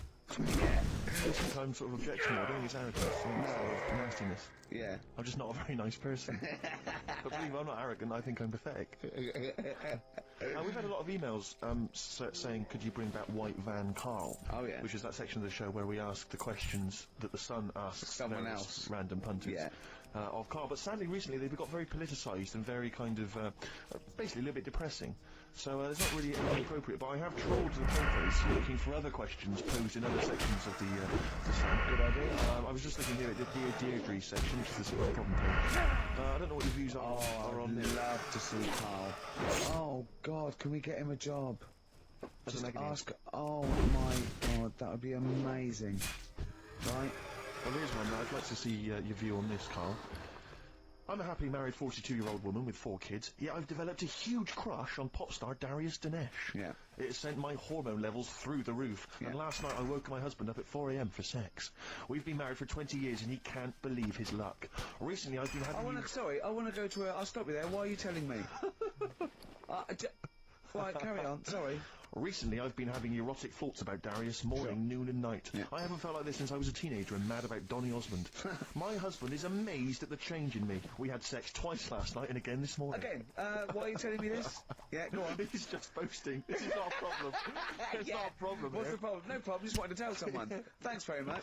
I watched Darius on TV last night, and when my husband came home, I dragged him into the kitchen and we made mad, passionate love. Well, they've done it then, twice last night, once this morning. That's 4 times. 5 times we've mentioned it so far. Yeah. She's doing all right. My husband, this is great. My husband thinks it might be his new moustache. Or that I'm going through the menopause, but You I were know thinking different. of growing a moustache? I was Just thinking thinking of of growing a changing moustache. luck with the ladies? I love the idea. That's what he thinks it is. He's telling his mates in the pub. You He should should go grow mad with for me. these. Grow The with old these, Tom right? Selleck. 5 times in the last 24 hours. Hooray for sexy Darius. So, what do you make of that then? What are your views on that? Hold on though, if that bloke is reading that paper, that narrows it down It's a gotta bit. be, yeah. Who else did he know? His wife likes Darius, he's had sex 5 times that night, and he grew a new moustache. He's thinking, I wonder if that's me. Maureen. Yeah, go on. But what's your concern? Because I'll tell you what her problem is. She's worried that, you know, the reason that she's kind of overly excited and she's having this great sex with her husband is because she's actually fantasising about someone completely different, younger, she's having these wayward thoughts, and she's a bit concerned about it. What's your concern? What are your thoughts? I reckon she's going to start shoplifting soon and coming out in hot flushes.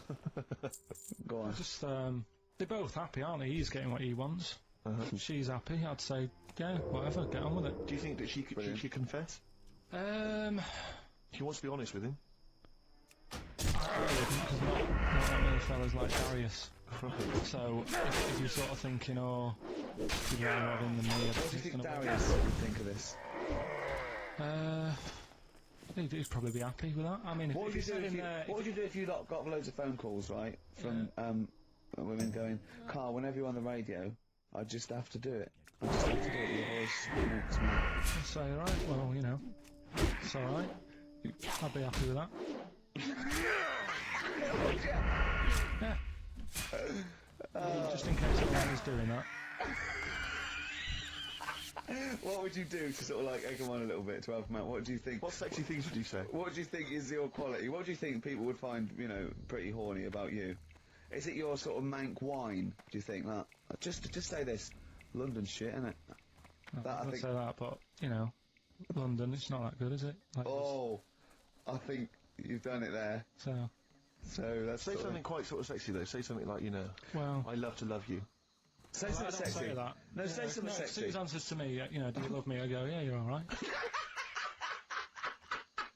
I know the thing is, I know that's true. Yeah. I know that's true. That's brilliant. But because one of the things that Deirdre says is that she's wondering if this marriage is going a little bit stale and needs to be freshened up. They need to give a new spice, a new spin to the marriage. What would you do? What advice would you give to spice up, you know, something that they've been married for quite some time? Get him. I think get Darius, all Darius things. Get David Snedden's new video on the telly. What do you reckon though, Carl? Just treat them. Do you know what I mean? Just surprise them now and again with stuff. That's what I do. It's what you've got those condoms, didn't you? That you got 2 for So, one off. hang on, what? You've never done that? What? You surprised Suzanne with what? You know, I've like, You stood behind a door and shouted at her when she comes in. you know, just the usual stuff. There was some free chocolate delivered to work the other day. I took her a bit of that. Nice of you, that's very thoughtful. She didn't like dark chocolate, but I said, well, it's a thing. So I had it. But, You know you often benefit from any gift that you give her. The chocolate, the meal, the condoms. There's always something in it for you. Yeah, there is. I love the idea. she's got bored with a Christmas present now, though. What, the condoms? Yeah. Or the food that she ate. The condoms. Yeah, she's got tired of filling them with water. So putting them on her head and inflating them. I like the idea of asking people, what do you have erectile problems? That Pele advert, he goes, be careful, we haven't got erectile problems, call this number. What would you do if you're impotent? What would you do? What's the advertising? Just saying, like, if you can't, I haven't seen that. Yeah. Why have they got him doing it? Wow. Well, he used to be able to keep it up for hours. The ball. Yeah. What would you do? Besides that, No, if you suddenly couldn't get it. why do you bother me now? I know you're 30! What's that? You're talking like you're an 80-year-old. Yeah, but do you know what I mean? You sort of been there, done that now. It's like the boxing and the dancing that I did. It was good as a kid, and now it's like, take it or leave it. It's a roasted Deirdre.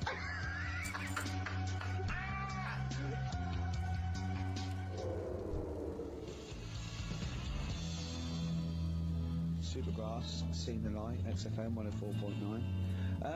We're a little bit worried. We might have a technical hitch here. We've had no emails, and usually we get loads and loads.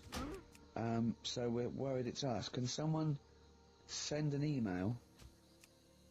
Yeah, just a test email. Yeah, but we won't know if they have or not. They might just be ignoring us. No one might be listening, Steve, so this isn't proof. I guarantee there's at least one person who would send an email. If Dickie Anderson's listening, he could do it for us. Anders! Do Anders? us a favour for all the pleasure we've given you over the last few years. Ricky.gervais@xfm.co.uk. So we haven't heard the Rockbusters, might as well give them out. Well, let's check the email's working before we do Yeah, that. otherwise it's just complete. This whole show has been a sham and a farce and a waste of time. Well, I think they can take it. Right, educate me, Carl. Right, well, right. Educate me. Well, what we're looking at this week, we've done war, we've done We've nailed that. We've nailed war. Did We summed up war with a little French bloke whose battle cry was "John's got a moustache." right. So, and last week we did science, What would you do on science then? Airy Kid, Brilliant. right? Yeah. So this week we're looking at medical problems. I'm sure we do Airy Kid every week. Medical problems. Then I've got a couple of things under the banner of colon then educating. Yeah. We've got this is interesting, right? Do you know if you have an operation on the brain, right? What they do is I mean, this is why I'd never go to the doctors. I don't like doctors because this sort of stuff freaks me out. Right? They can operate on your brain, and what they do is they put you to sleep first, cut your brain case open, Your skull, yeah. The brain case. Yeah, yeah. and then wake you up and operate on you. So you sat there with your head open, Yeah. messing with your brain, and you don't feel anything. Well, there's no nerve endings, is there, in the brain? But still, it's not right, is it? What, you think they do it for fun? No, They but go on, Reg, is it necessary that you're awake, do you think? Or it is when you're asleep, you're having mad dreams. I had a mad dream. Go on. No, I might tell you that later, but there's no sense to it. But, so your brain's still... Where's this conversation? Yeah, I mean, it'll turn out. I'll go, no, Carl, I was there, that wasn't a dream. Yeah. No, Yeah. but... So, I mean, if I had an operation... On your brain, heaven forbid. Well, operation anyway, I'd like to sort of think, well, I'll have an injection, I'll go asleep, but when I wake up, it'll all be sorted. Yeah. Yeah. The fact that Your brain case is open. and they wake you up and you think, oh, is it all done? And they say, well, have a look in the mirror. And your Yeah, brain... see, I don't think they do that. I don't think they try and frighten you when you're during an operation. Yeah, I don't think that you go about your business and they sort of follow you around, dabbling. Yeah. No, but it's almost like they are having a bit of a laugh for you. Right, well, I'd just like to say now that they don't. Anyone who's going in for an operation on their head, do not ever listen to anything But Carl says. why have you got to be awake? Because you'll be bored anyway, you'll be sat there. Well, they give you a out. telephone directory, look, and they say, look how many Macs are in there. That's the Scottish telephone directory. And, you know, time flies. When you're doing that sort of thing. No, but do you know, like, when you... What are you telling me? What are you Just asking saying me? how weird it is. It's weird, isn't it? It's like, do you know when you go for a haircut, right? It's a bit embarrassing. Well, I don't anymore, but when you go for a haircut, it used to be... When you go for a haircut. It used to be a bit embarrassing when, like, you'd wet your hair and they'd make you have that sort of Hitler cut because your hair's wet. I used to hate it and I think you have to do that. Do you know what I mean? You know It's what I mean? similar. It's very similar to skulls. What I'm saying is, it's almost like barbers like to do that to make you look daft and feel daft for a bit, and there's women coming in and out and you're sat there with a daft haircut.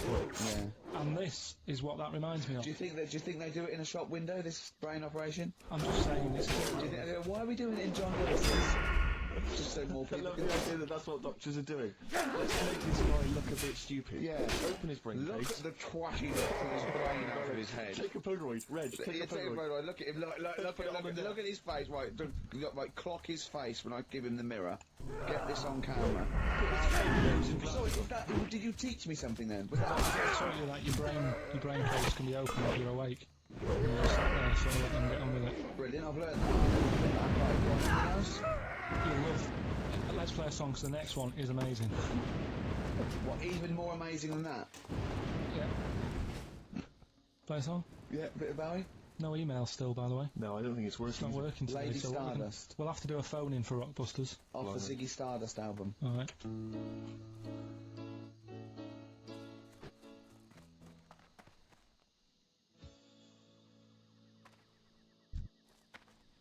Bit of David Bowie. When's that ever hurt anyone, Steve? Never. Lady Stardust off Ziggy Stardust. And Space from Mars on XFM 104.9. Ricky Gervais, Steve Merchant, Carl Pilkington is in the middle of educating me. Colon then, educate me. Right, so, I learned that you can, you know, fiddle around with your brain, right? That's brilliant. I've never been a fan of doctors, though, so this was a good one for me to look up, because... Yeah. Did I tell you the time when the doctor said I was going to die? Alright, keep talking. Right, ages ago, must have been about 15, right? And, at lunchtime there was this... We used to have a choice of stuff to do at lunchtime, right? We used to have like a burger place that had an arcade machine in it, right? So we used to go there and play on that and have a burger. Or there was this baker's, right, that my mum worked at, and did great cakes and stuff, right? So she used to like bring some home and that, but she couldn't always bring them home every night because, you know, they cost money, and she used to get them for free. And they used to say they'd rather chuck them away than give them to the staff because there's a chance that the cream might be off. Right. Right, so they used to chuck them round the back. So I used to go round the back with my mate and eat a load. Brilliant. Yeah. Scabbers eating out of bins. No, it wasn't out of bins, they were still in trays, but they just stacked them up near the bins, right? So this got out, I mean, it used to be chocker. Once the school found out, everybody used to go there, and it'd be like, well, have a cake. The headmaster calling for fighting the kids off.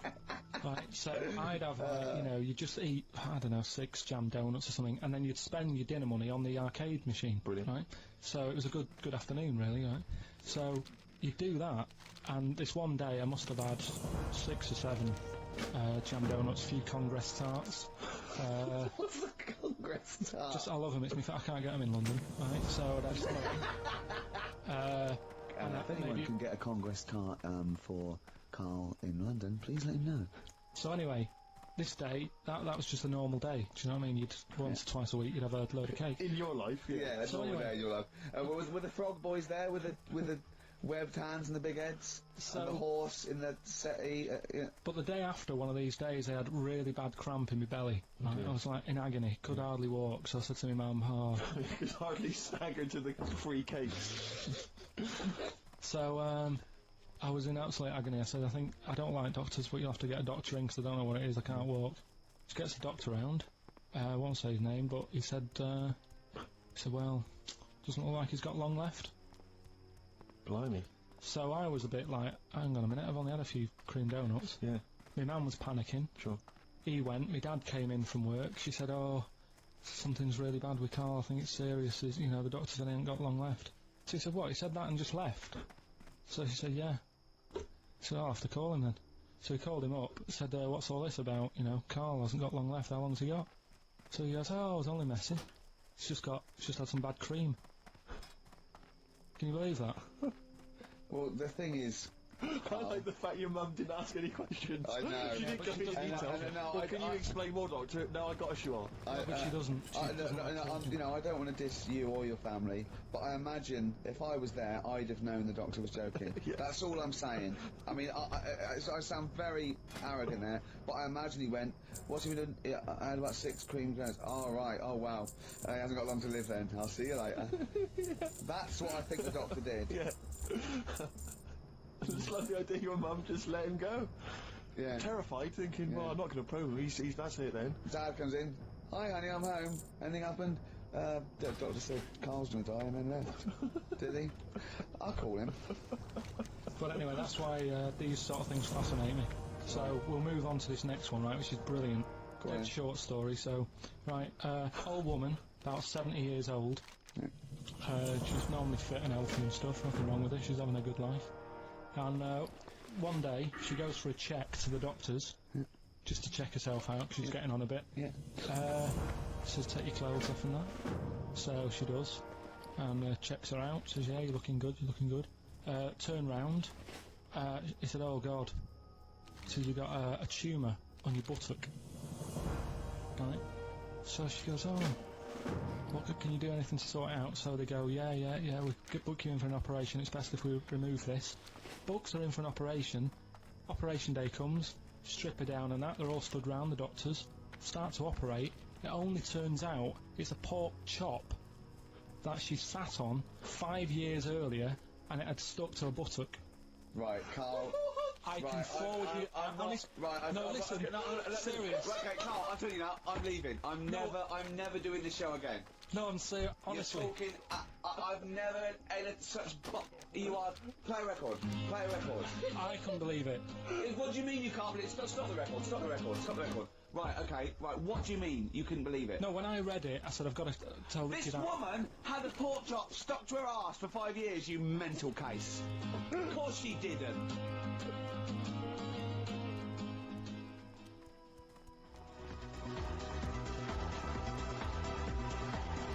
Syntax, Friday, XFM 104.9, Ricky Gervais, Steve Merchant, Carl Pilkington, right, get off. Right, what you got next?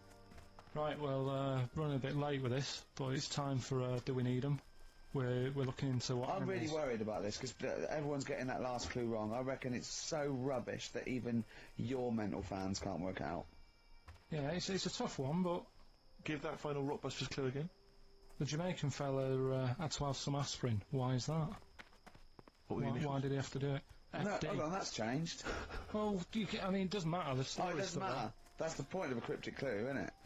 Oh, do. What have you got now? Right, so we're looking into animals that we get rid of. I've spoken to someone about snails, I've spoken to someone about jellyfish, and that, and looking at cockroaches today. Right, now who's the expert? It's a woman called Jessica Marshall. Right. Does she know that you're going to play this on the radio? Well, I called up, right, in the week and said, can I talk to someone about cockroaches? And she was like, is that Carl? She knows who you are. Yeah, Right, so she already knows maybe your angle, your approach. yeah, she was And up for it. she's an expert, she's just not just some random... Yeah, she works in a museum, a good museum. I said I'd give it a plug. It's the one near Knightsbridge. It's got dinosaurs in it. It's worth seeing. What And this Natural is History her. Museum? Yeah. So, It's not sure. It's not sure. this is Go what on. happened.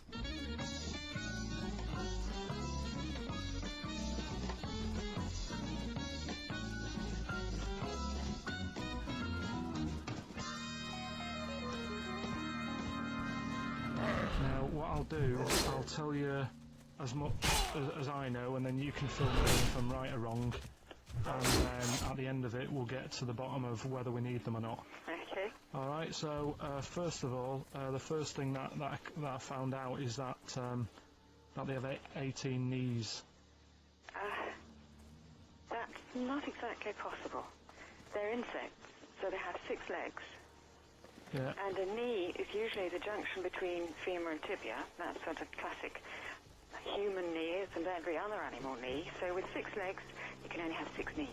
Could somebody sort of got mistaken for seeing one that was a bit double jointed?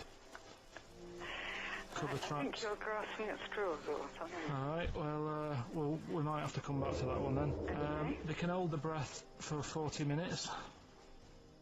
Well, they don't do that because they don't breathe in the same way as us. They breathe through little spiral holes down the side of the body, so... no, they're not a very apt simile because the method of breathing is so different. What do you mean? Because insects have a totally different system. They don't have lungs in the way that we do, just breathing through one part of the body. They're actually breathing through every segment of the body all of the time. So even though they've got their mouth shut, they might be able to Their mouths slide. have nothing to do with breathing, So it only just... feeding. So you see, maybe that's where someone's gone wrong. Someone's got hold of one and sort of taped its mouth up or something and Thought it was. got bored after 40 minutes Again, and said, well, we'll call it pretty right. unkind thing to do to an insect, even to a cockroach. Yeah, but it's all... Do that. Yeah, but No. Pretty unkind thing to do anything to anything. something else I found out. You can live for a week without an head. Well, that's true if they don't bleed to death in the process. But the weird thing is, when I told you that they had 18 knees, you seemed a bit sort of like, don't talk ridiculous. But then we're talking about an animal that can live without an head. So there's a little bit of truth in that one, yeah? Yes. Why, when it was invented, has it got that facility? Say if someone said to humans, we could do that with humans, and you know, if you lose your head in some accident, it gives you a bit of time to sort of go back to your family and maybe write them a note. You won't be able to have a chat, but write them a note saying it was my own fault and it was nice knowing you. Well, that would be a useful facility, I agree, but cockroaches are great survivors. I mean, they've been around for over 300 million years. They're one of the most primitive insects. Alright. Well, I've also, is it true that they do a lot of resting? Apparently they can sort of rest 75% of the time. Rest. Yeah, they just sit about doing nothing. It's probably true of a large proportion of the world's fauna. I mean, maybe the 25% that they are working, they're really giving it something, so it might make it... Probably searching out food and, yeah, they can slow down considerably. You can chill insects in the fridge and they'll become very, very quiet, and you might think they're dead. Yeah, but I'm sure, you know, if we were sat in a fridge, you know, we'd go a bit quiet, wouldn't we? You know. Well, you might not know much about it, of course. You're not quite reading the right sources. Well, I've been using the internet. I'm sure there are many useful sources that you could find there, but those seem to have been a little misleading to you. So you don't agree with a lot of what I've told you there. No. So, cockroaches, can we get rid of them? No. So we're keeping them then? I would say so, yeah.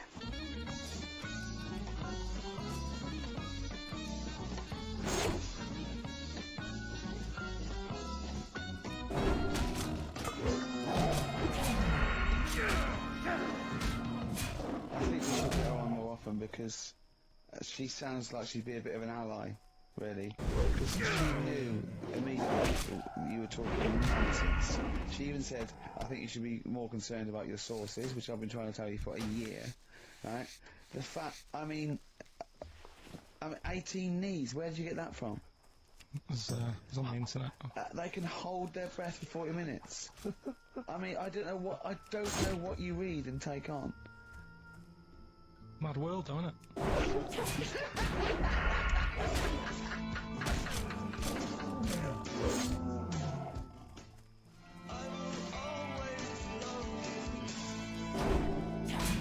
Right. Yes. Right, Carl's been taking phone calls for these clues. Right, and so everyone's been saying the same thing for the last one. He's been going, no, and I'm worried, I'm always worried. FD. I just overheard him on the call there going, ah, what have I been saying? Oh, no, it's FP. Dickhead. Right, give me the clues out. It's a rollover. Right, tell people we're really sorry to anyone who would have got that right. Okay, right, do the clues quickly. Tell them it'll be a rollover, so we have to do 3 new ones. You're such a... I don't write the answers down in case Ricky looks over the thing and sees the answer. Why would I cheat? I'd rather you do something right with your life. Right, well the clues were, I've got 3 other jumpers like this one. Yeah. That was FT. Yeah. You got that, 4 tops. Yeah, that's all right. Good, well done. That bunch of people can't make up their minds if they want to sit in the sun or not. That was C. They were getting that. That was charlatans. Charlatan, right? A bunch of them charlatans, right? What do you mean? What's Charlie? No, it's like, shall I go out? Shall we? Charlatans. They got it, right? Where I went wrong with this one, the Jamaican fella, he had to have some aspirin. Why? It's my fault. You know, I'm not cutting, there's no point passing the book or anything. I said FD. A lot of people were saying, Fred Durst, like, forehead Durst. Which is a bit... Yeah, which would have been as good as any of yours. But I made an error, so we'll roll it over. No. What is the answer? What's the answer? Jamaican fella what? Add some aspirin, why do that? What's the thing? FP. FP, it was Free the Pain. Free the pain. Free the Pain. Free the pain. That's awful. You've got to write these down, Nick. No, This is I'm right. sorry, You're the producer. I know, but I've had a busy week, haven't I? Doing That's stuff not with an the- excuse. That isn't an excuse. Our excuse is we don't care. Yeah. You do put care. the work in and then make a mistake. Yeah.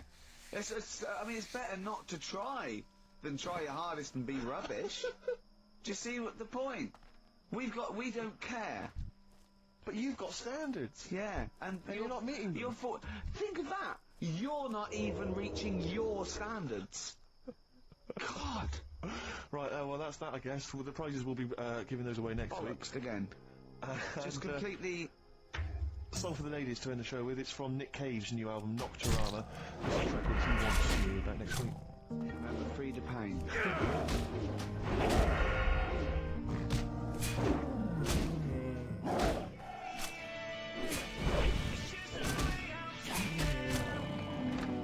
There you go, Feeder, just the way I'm feeling, XFM 104.9, I'm Ricky Gervais, Steve Merchant, Carl Pilkington.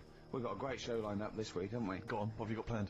Well, I've got songs from David Bowie, Thin Lizzy, Gene, AC/DC, you heard Feeder there, you got, Smiths, all that. We got a great feature, a new feature, spoke to Carl in the week.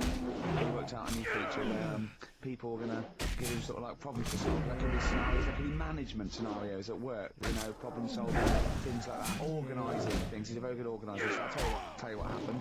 He's dropping Do We Need Him because he's getting fed up with scientists. He thinks there's a conspiracy and they're getting together and they're never going to lose an animal. Right. So he's just fed up with that. Rockbusters, we've got some great prizes. Well, have you seen them yet? No, Be careful. they're not going to be great. I just peeked in, and all I'm going to say to you is Fools and Horses Christmas Special. Not the little one with the little car. With the little car. Yeah, brilliant. That is excellent. Carl, what have you got to say for yourself? Hold on, it was a rollover, wasn't it? Because you really mucked up Rockbusters last time. What was he doing? Saying FP for the whole thing. No, FD you were saying, and it was Free to Pain. Have you written the clues down this week? Because that seems like an obvious way to improve this. Yeah, I'll write the The clues week down. before he couldn't remember what the answer was. Yeah, yeah. Yeah, but, you know, you learn by your mistakes and that. You don't. Well, So I'll give you a little taster. But we were having a pizza in a pizza establishment. When was it? Wednesday or Thursday? And he was going, I'm a good organiser, I'm a good producer, but give me a scenario. Obviously he didn't say scenario. And I went, okay then, so you're the manager of this place. There's a couple there, elderly couple, they're about 60. They've had a lovely meal. But the gentleman, he's got a little bit of a heart condition. He takes a pill after his meal, as he should, after yours. He's only taken Viagra. Oh. And now he's stuck in. Wedged in. Wedged in. We've all been there. It's gone, and it's stopping him getting out from the table. Yeah. So what would you do? He went, what? He's stuck in because of his dick? I went, yeah. He went, right. It's like a situation. I have to make cash. So you're not going anywhere. You're not couldn't. Entrepreneurial. I like it. Anyway, so that's that sorted. I've got the job on that. Next. Next day, there's a little problem in the toilets. Two gay men were having sex and they got stuck in each other. Yeah. He went, right. I'd say, is it the same fella as yesterday with the Viagra? If so, why was he let in again? He was on the door. Yeah. I went, it's not. It's too difficult. He goes, right. Does his wife know he's cheating on him? Yeah. He went, right, I'd go down. I'd go, and then he went, oh, I'd say this isn't a restaurant problem. Call an ambulance. Strictly speaking, not a restaurant problem, no. but am I right? Huh? Am I right? Well, I don't know. would you give me the job if say like you were the boss of that restaurant and you? Do you know what I like about this? At no point did he say, Gervais, why are you being so mental? Yeah. Why would someone get stuck because they took Viagra by mistake, and two people get stuck in each But other? you've and heard the stories from his past. That is a perfectly legitimate situation to find yourself in. If you grew up in his part of What would you Manchester. do if there was two fellas with big heads and webbed feet, and they had a horse in a? Well, what I'd do is, what would you do? What did you do when you first saw them? What, saw the kids- lads with the big heads? And Yeah. I We should thought, very quickly remind people, if they didn't listen to that particular show, they had webbed hands. Did they, or webbed feet? well, they had webbed hands Right. and big And heads. enormous heads. But it wasn't related. But they weren't related I to know, each they were other. completely No, separate but I'm people. saying that the webbed hands isn't due to the fact they've got a big head. No, sure. It's two different things. We're just unlucky. Yeah. No, hold on. If they weren't related, and they both had webbed hands and big heads, I'm saying there was a condition that was related that had those two. I don't think there was. So what do you think the chances of that are? They're not related, and he goes, oh, you got a big head and webbed hands as well. Yeah, just a coincidence, isn't it? Yeah. I honestly don't think it was related. Right. Because I've since seen the same problem again on another kid with a big head. His hands look good. Right. So you think the big head is just a separate issue? Yeah, it's a totally different illness. It's like having a headache and a cold at the same time. Right. It's, So you know. not always connected. But the weird thing is, right, and looking around in the week at weird stuff on the internet, there was this woman who's got a big head, Oh yeah. and she was fed up with it because when she was walking down the street, it was so big she couldn't hold it up. Right. Right? She couldn't hold it up. Okay, keep shut up. So She couldn't hold it up. when she was walking, her eyes were hurting because she had to sort of look up all the time because her head was that heavy. Her chin was not balanced on her chest. Right. And she'd have to peek up. Yeah. So she goes to the doctors, and this was after years and years. And so, you know, I thought I could put up with it, but I can't. It's just How big was her head? It's big. Rick. I don't know if it was like big because it wasn't a picture. I don't know if it was just big or a bone. So it was heavy. Right, like the Elephant Man, just So outcrops. right. So the doctor said, yeah, we can sort that out. But we'll have to take your head off. Right. Okay. No, but listen keep to going. this. Okay. Listen. Keep going. Because what you don't seem to understand is I have the same reaction to you when I see it. Yeah. What? Right. You're quizzical yourself. So lots of it. They took her head off, chipped away a bit of the bone, made her head lighter, put it back on.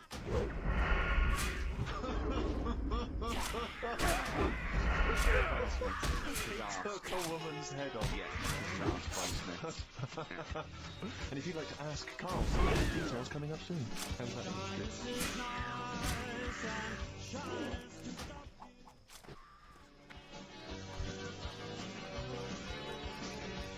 Ask by the Smiths on XFM 104.9. So, what's the email, Carl? If people want to ask you something, a problem, they've got a problem to solve. It can be anything. It could be a personal problem. It could be a scenario. It could be about. War. It can be anything.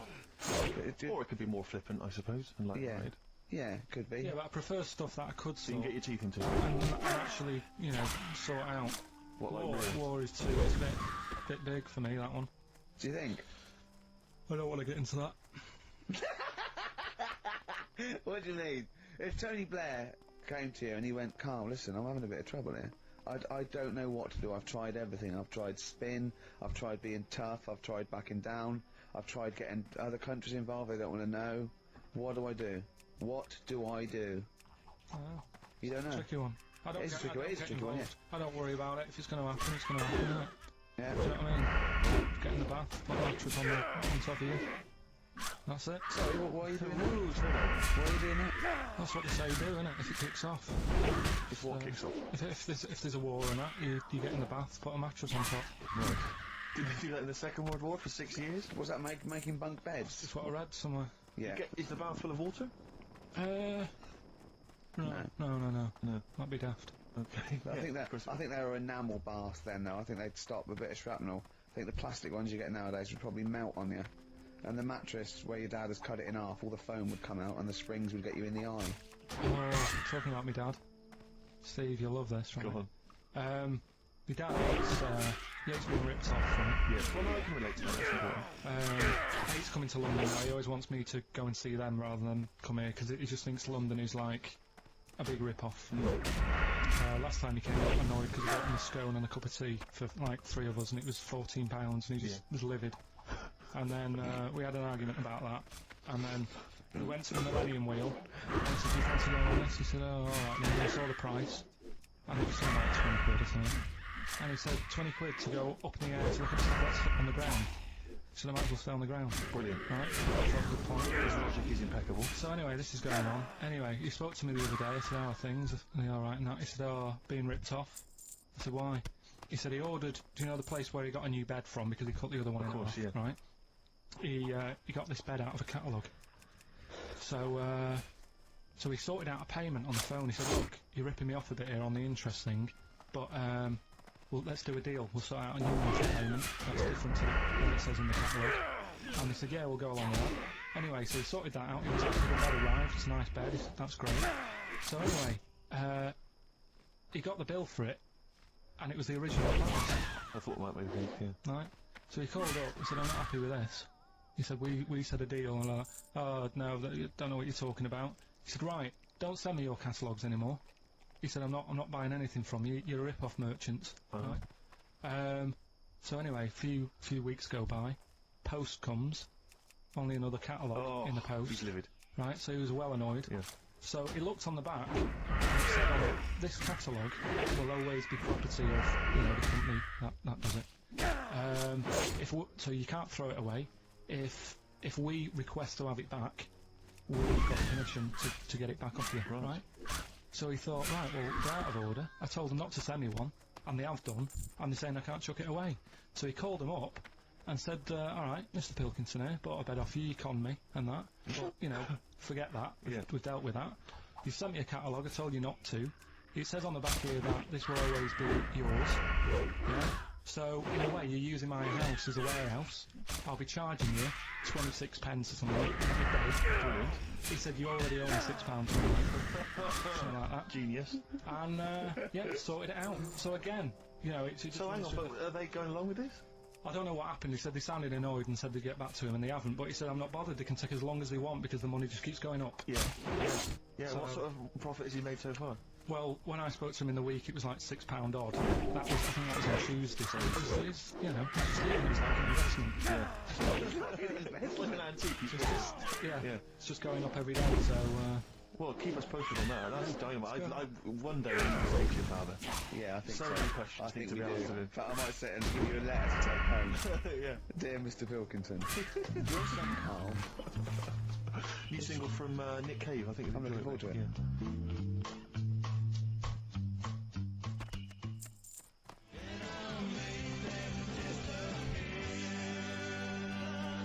That's the forthcoming single from Nick Cave from his album Nocturama. That's called Bring It On. That's great. I must admit, I was a latecomer to Nick Cave. He's I was extraordinary, yeah. I mean, years into his solo stuff before, I decided that he was brilliant. Yeah, fantastic. He's fantastic. I had some exciting news this week, Carl. You'll be pleased to find out. I'm worried that you might get a little bit jealous because it's obviously going to impact on your world quite strongly. Because I know you like things to be quite samey. You like the status quo to be maintained. You like the fact that in the past, you've had some crosswords. Because what did you think of me when I first walked in? When I first came in on the first day of XFL? I don't know why you're making a big deal out of it, because I'm just being honest, though. I'm just being honest about a lot of people who see you for the first time sort of go, well, he's a bit weird. I know that, Steve, that you brought it up, and then you're again. But I'm sure that wasn't what he said before. No, did he say before? Yeah, well, He's a bit weird. Yeah, well, I looked at you, and I knew. I could see one of his face. You know when you know your kid, and your kid's sort of scared of something. I go, why does your kid go, he doesn't like pigeons or spiders. Right. It was like that. When I saw Carl, and I brought you in, and I went, what do you think of that, Carl? I could see the look on his face that he was disturbed. Sure. And then, as he said, you get used to it, don't you? Yeah, you get used to it. And you have changed a little bit. Your hair's a bit smart, and you've got some nicer glasses and that, I think. Or I might just get used to it. Whoa! Don't bring it up, Steve. Don't look at me like that. So you say that you think some other people in the office thought the same? Do you know that for sure? Did you discuss it? Carl. Yeah, I think they do, yeah. Okay, leave it there then. But not just in the office, as you watch through It's worse than you ever thought. Well, no, it's not worse than I ever thought, because as you well know, Ricky Gervais, what did I do on Thursday morning? Oh, was this the thing For those that perhaps are not of the female persuasion listening, there's a magazine. Apparently, it sells quite well. It's one of the sort of female, you know, kind of issues magazines. It's called Company Magazine. You know, it's like your sort of, I guess it's a bit like your More or your Vanity Fair or whatever. Anyway, they run every year the 50 most eligible bachelors in Great Britain section. Ding dong, hello. Who's in there this year? In the top 50 of the entire country. And then they vote, and they put them in order and see who's the most eligible bachelor. But that's 50 people, right? It always annoys me slightly because bachelor, it kind of seems like a more sophisticated word for loser. Yeah, doesn't it? no. Which always sort of unnerves me. And also they try and do a different 50 every year, so they're getting pretty desperate to get different ones. No, because also a lot of people who are sort of like successful, are married, so there's very little to... No, there's a huge... I don't know if this is international, it could be international, so I could be up there with the likes of Justin Timberlake, etc. So, Fred Durst, that sort of person, you know. So anyway, this is what's exciting, right? Although I'm slightly frustrated because they were telling me that last year, alright, because what happens is the readers of the magazine, they vote for who they think is #1 most eligible bachelor, right? Last year, the prize was a 2-week trip in the Bahamas. Okay. This year, I'm rather annoyed because all I'm going to win is a moped. That's the prize this year. That's the prize this year. Whoa, backtrack. What? Sorry? Last year was a 2-week trip to Bahamas, and this year Just a moped. all you're going to win is a moped. Yeah, you've got no chance. You've got no chance. Yeah, Who else is in it? Who else is in it? Well, I mean, I know lots of people you've never heard of. I know Duncan from Blue. So you're second to him at least already. I imagine you're going to come behind the other 49. Because there'll be people voting for me. They get to vote for me. Yeah, Steve. They'll see my photo and then they can vote for me. Yeah, according to Heat, I was 22nd most sexy man in the world. I better take that helmet back. I would.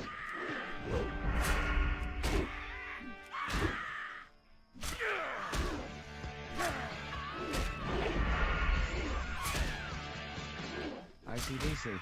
Publish it all night long on XFM 104.9. Well, this show is a reckon. It is released by Steve Merchant, Carl Pilkington. I came up with a new strand for Carl as well. He's always got, we've done, I don't think there's a week gone where we haven't mentioned an hairy kid. A hairy child, you're right. Yeah. And something related to a monkey and that. And I thought you could do a regular thing where he's got to come up with a story about an ape or a monkey, and it's called Chimpanzee That. Of course. I have got one, but I can't remember it at the moment, so I'll just It'll come to you whenever you've joined the show. Well, listen, while I think about that, while I'm stewing on that, here's a problem that someone's emailed in. We're taking emails today. If you've got a problem, concern, or just a general query that you think Carl could answer for you, it could be about anything. It could be about some of the big kind of philosophical questions. It could be something to do with war or famine, anything like that, or it could just be a personal dilemma, something that's happening locally. I mean, this seems one that I think you and your family have probably come across this sort of dilemma in the past, and I'd be interested to know what your take is on it. Let me see, this is from Lee Matthews by the look of it. He says, he lives in a suburban area where the local teenagers also live on the same road, and they're running riot. They're smashing wing mirrors off the cars, they're crashing into parked cars on their skateboards, they're just generally making mayhem, night and day. What can he do to stop this going on? The parents of the kids don't seem to give a damn. Anyone who complains to them, they just say, "Oh, piss off." The police are useless because they never catch them for violence, which is what they got to do to apparently convict them. So they don't know who to turn to, really. It's rather like when a little old lady went and got the A-team, and he was dressed as an elderly Chinaman. Exactly. She knew who he was. Colonel Deputy number 3. See, it's weird because now it has got out of hand. So, like years ago when I was growing up in the estate, you had problems, but not like you have now. You know what I mean? Summers were nice as well, weren't they? Well, it did seem that way, didn't it? Yeah. Right, and police are getting shorter and younger. But you yourself kind of admitted in the past that you were something of a tearaway. You didn't do anything like these kids here. The thing is, I was scared that if I got caught doing it, my dad would go mad. Yes. And I remember smashing a car window by accident and legging it in the lounge and sort of pretending to go asleep on the settee. And I heard a knock at the door. Chloroform himself. He was unconscious when his dad came home. And there was a knock on the door, and I thought, oh god, this is the fella who saw me. I was chucking a stone in the air, seeing how high I could throw it. Of course you were. Did it keep landing on your head? That would explain a lot. And it came down. Chucking a stone in the air, love it. See how far I could It's throw it. brilliant. So, you know, I wasn't bothering anyone. Did you by it, invent that game? Right? Did you get the So stone for your birthday? Go and play with your stone. He gave one to Suzanne. Carl, go and play with your stone. anyway, the thing is, right, it came down at a funny angle. Of course it did. It ate the back of this car, and the back window is the most expensive because it has that heating thing in it. Yeah. In case you got a frosty window. Yeah. So I thought, oh god. So I legged it in, got on the settee, went to sleep, knocked at the door. Genius, it's a brilliant plan. It's a brilliant plan. I couldn't be guilty, I'm asleep. So I love the idea. So the thing is, our lounge used to sort of you could see in from the door, right? So this family who saw me do it, saw me asleep on the settee, and they managed to come at the door. And I sort of went, oh, as if I'd been asleep. Yeah. I went to the door, like rubbing my eyes, and the fella said, "What did you run off for?" Sorry. I was like, oh no. And I didn't see my dad. I went out. It was when he was working sort of evenings, so I went out so I didn't have to see my dad. And then the next day I came home from school, and my dad said, 45 quid. Oof. That's all he said. That's all When he he said. looked at me. And then you fell asleep when he went, wake up, you know what I said? No, 45 quid. No, the thing Carl. he didn't have to do £45, anything. Carl. Now, I know you were saving up for a brick, but you can't have it. Yeah. But do you know what I mean? It's like, I knew I did wrong, and I was scared that my dad was going to belt me. So I was like, oh, you know, I'll be very careful next time. That was clearly good parenting on the part of your father, because these young types clearly they don't have What the, would you do? the father's I don't know. If you were living in that street, very quickly, what would you do? What would your first thing be? If you were living in his street? What if they'd come over and they just vandalised all your pebbles, right, that you've been saving over the years, and just threw your gravel away? What would you do if they just... I'd probably clout one of them. So you'd use violence? I think it's the only way sometimes.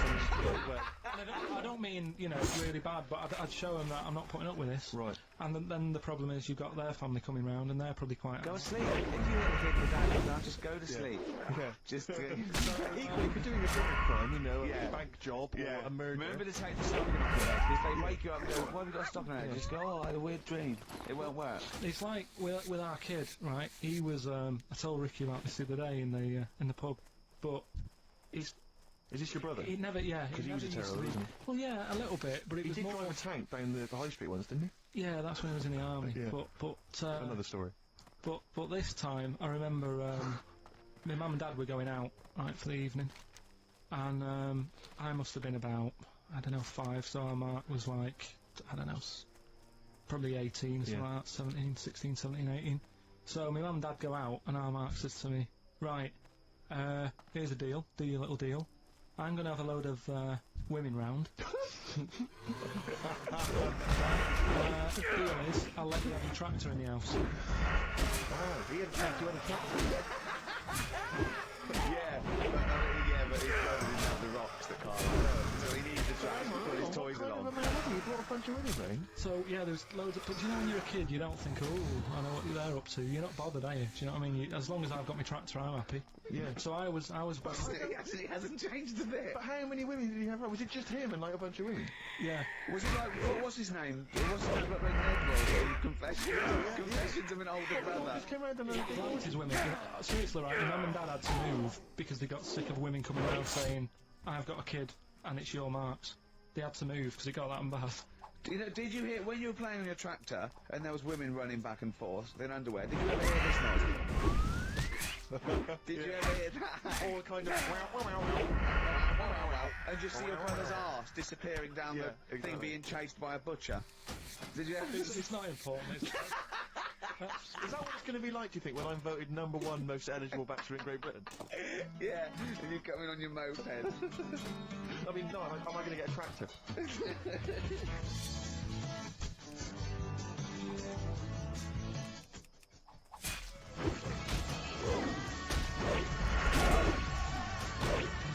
Cheering brakes, painkiller.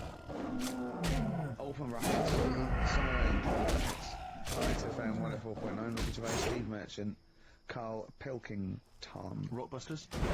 See that time? It is indeed. Last week, of course, it was a disaster. Yeah, every Saturday at 16 minutes to 2, we do Rockbusters. I have to say that I've not really gone through them, but the prizes look exactly the same as they were last week. Yeah. There's that T-shirt. So it's a There's rollover, still- but you haven't added to it. Have you not? The added point of a anything to rollover is you've got to add to it. That's the excitement. Yeah, not... there's a couple of albums that were. Okay, well, it's also Okay. the Fools and Horses video with the free. I don't think I'm bloody jealous of that. I like that little yellow thing. It's a little. There's a little kind of model three-wheeled van. Rodney, you plonker. Oh, dear. What's that? This is what looks to be some kind of best of the stereo MCs. Don't call me a plonker, you wanker. The David Attenborough DVD collection. Oh, the hunk shit himself again. Oh yeah, the big prize that we totally Pointing avoided.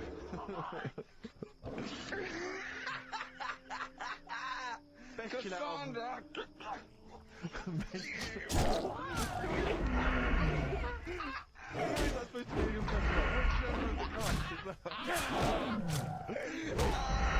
Is that Judy Dell? I don't know. Best chill out album ever, the best air Brilliant. guitar volume 2, and of Brilliant. course for all our fans, Doctor Who, The Aztecs. That's on DVD, and that's one of the William Hartnell Doctor Who. Alright. That's the worst impression I've ever heard. That's brilliant. Right, but then. Right, three cryptic stuff. Oh, come on. Right. Rodney, yeah, Bill. Three. I can't do it. No, come on. Right, three cryptic clues. Some of which may be wrong. Yeah, and don't take the letters literally. Yeah. Right, go on. And some initials, and it makes up a band. So here we go then. There's three of them. You email in ricky.gervais@xfm.co.uk. Right, here we go then. Number one. The weather stinks, doesn't it? The weather stinks, doesn't it? Yeah. That's R. That's all. Right. The weather stinks, doesn't it? Yeah. Second one. Look, Gran, just get on the boat and help us out. Alright, give us that again. Look, Gran, just get on the boat and help us out. Look around, just get on the boat and help us. What's the initial? R again. R again? Yeah. And then the third one, if you're going to do that with your drink, I'd let it settle for a bit before you open it. CK. CK. Alright, so What's- quickly all the way through then. Number one, the weather stinks, doesn't it? It's R. Look, Gran, just get on the boat and help us out, will you? That's R as well. And then the last one, if you're going to do that to your drink, I'd let it settle for a bit before you open it. CK. Ricky.gervais@xfm.co.uk. Brilliant. Fantastic. Alright, we'll have a bit of vinyl. Let's have a classic from the Merchant Collection. It's not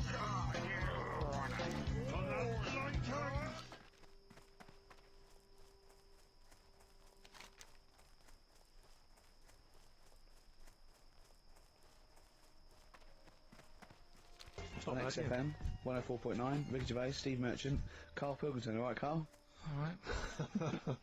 What's the matter? Huh? Just, you know what's the matter. What? Should I explain? If you want. I'm sort of an independent adjudicator, and I couldn't really notice that you both went out to get teas, but only one of you came back with a wig made out of that poppy stuff that you pack. Bubble wrap. Bubble wrap, yeah. That you And he didn't want me to do it with sellotape, so I kind of did it with elastic bands that I found. Apparently it hurt his ear, it's cut into his head. And look at him, he's annoyed. I don't know.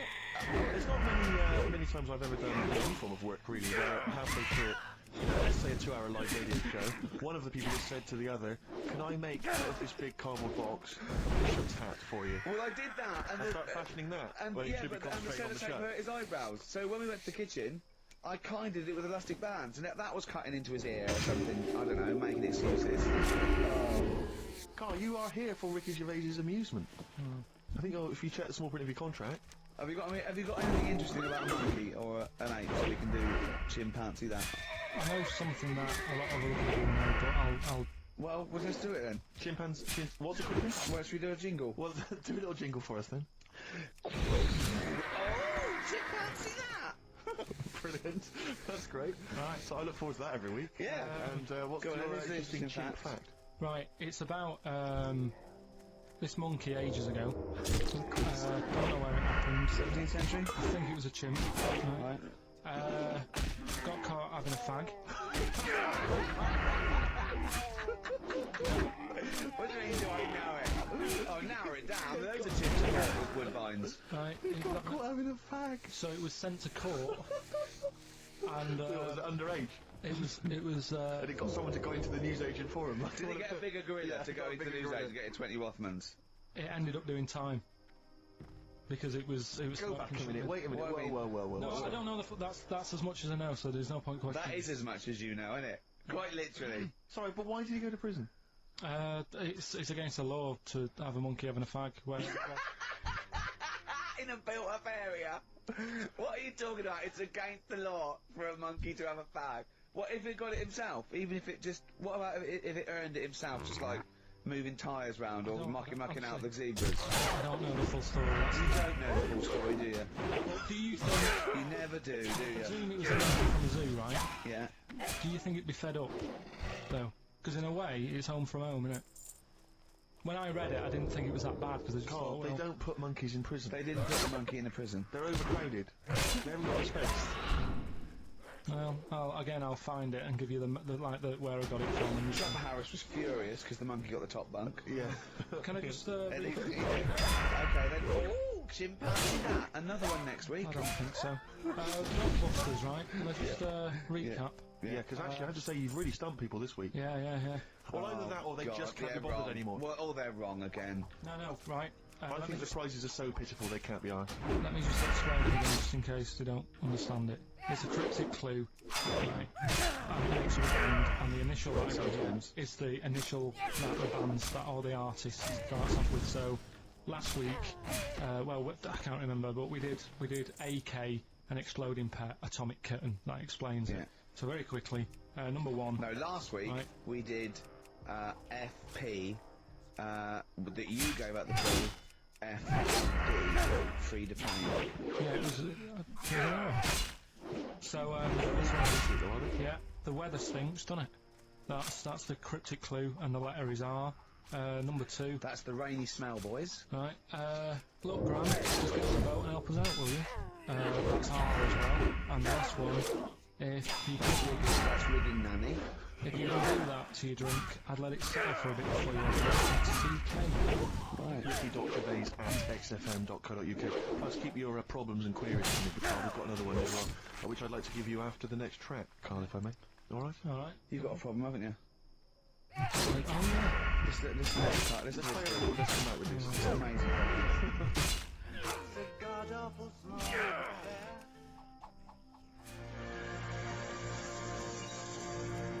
Wow. You're getting celebrities asking me questions now, Carl. That's David Bowie. Is there life on Mars? Do you reckon? I reckon there's more going on than just us messing about. I reckon. I hope so. I think. Tell Steve your problem that you aired to me.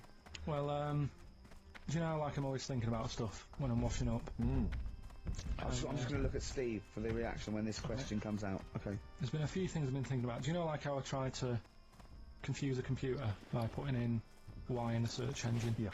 So along the lines of that, I was thinking in the week, if you put a chameleon on a mirror, what would happen? Right. And also, this is a bit of a bigger issue. We're always making more and more stuff, right? In the world, you know, big buildings, big planes, big boats, and that. Will we ever get to a point where all this is too heavy for the world to handle? Right, what error has he made there, Steve? What physical, scientific error has he made there with that question? I can't begin to explain. Carl, we're not getting the rocks from other planets. It's already here. It's like having a big pile of books in a room and then moving them over to the other side of the room and build a thing going, oh, can the room take it? I'm building a lot of things out of these books. What about plastic? Where's that come from? Other chemicals that existed on the planet. Yeah. Do you see the point? What about a little tree? You plant that as an acorn, it grows, Rick, that's bigger, that's more stuff. Yeah. What he's doing, Carl, is patronising What you. about acorns? And Right, they grow from minerals and proteins already in our atmosphere or in our the mass of Earth. What about a cat, Carl? Right, you get it, it's a very tiny kitten, but it grows up and it's bigger. Carl, he's doing it on purpose. elephants? Baby Elephants, they're very small to begin with, but they get bigger and bigger and bigger until they get heavier and heavier. Mind you, dinosaurs have gone. You know, but you know that's famously that's how Atlantis disappeared. You know, you've heard of the legend of Atlantis. Have you heard of the legend of Atlantis? I think so. This was a city that existed, it's kingdom, right? And what happened was they just kept buying stuff in mail order. They just kept ordering stuff, like the king and stuff, just kept ordering stuff in mail order. He brought girls across, Carpets, lot of carpets. He kept buying TV set, big screen TVs and stuff like that. And eventually, He bought up all the myrrh that the wise men didn't want. he just, because he's from like olden times, and he just kept buying stuff, crazy, like he was just a shopaholic basically. Mental it was. And it was ludicrous, it was like, and in the It was end too it just heavy. sunk, it just sunk. Too heavy. And it just sunk. So, to the Earth, the more planes we build, the more trees we let grow. Yeah. From acorns. And more than that, what about all the people we're eating? There's only three Birds in this world. I think we've got to kill off endangered species and burn trees. That's the only way the Earth can survive. You mental. What are you doing? Right. Okay, look, quick query for you. This is from Jay. He's got a problem here. He says, my parents won't let me ditch my studies. He's currently reading modern languages at London University. Sure. He wants to follow his dream, but his parents won't let him, of being a dancer. Carl. Worse than that, he says that they're trying to arrange a marriage to a bunch of minging daughters of people they know from good families. He doesn't know what to do. She's got the arranged marriage coming on, and he's also got, he basically wants to be, wants to be a dancer. His parents are forcing him into more Well, classes. the first thing, right, I don't think the arranged marriage thing is such a bad idea, Okay, because I think too many people go on looks, right. and then you soon get bored of that, and you find out the person who you're knocking about with is actually not your type. Right. Why don't you arrange marriages for people? Well, I'm just saying, right, so I'd say, Jay, go along with that. I wouldn't worry about it. Okay. I mean, if they're really ugly, then, you know, don't go along with it, but if they're half bad, Yeah. put up with it. That's all right. The dancing, Brilliant. right, That's that solved. I want to be a dancer. After I did the boxing, right, I joined the dancing thing just near Man United's ground, right, called Swiggies. Went along, I wanted to learn some moves. And How old were you? Well, it was when Michael Jackson was like pretty big, so 83, 84, 85, something like that. Wanted to do it. When I went, it was shut, and it had become like a warehouse for toilet rolls. So in a way, I wonder what would have happened. Sorry. How is that an anecdote about you going through dancing? You've told me before you did boxing for a while, you did dancing for a while. You had a true fight in the boxing. You didn't even get in the. That's not an. Imagine if that was a film. This is not a boy's dreams of becoming a dancer. Oh, it's shut. Next on. I mean, that's a story. Yeah, brilliant. Footloose. All right. Yeah. I'm fed up with Bandit. Let's go on. Oh, shut. Flash dance. First, there was. It's a warehouse. Never mind. I'm just saying, you know, you'll find something else. I think I got a go-kart after that. I bought a motorised go-kart and kept myself busy with that. So there's always other This things. thing, Alan Bennett has to sit down and really sweat over his stories. Yeah. He just opens his mouth. You are a living Alan Bennett character. So that's that. So that's solved. Well, Jay, don't worry about that. There's no emotional problems I can see. If you follow that advice. So the advice there is do an arranged marriage if she's not ugly. minging, if she's not completely minging. And don't worry about dancing, get a go-kart. Great. Keep your problems coming in.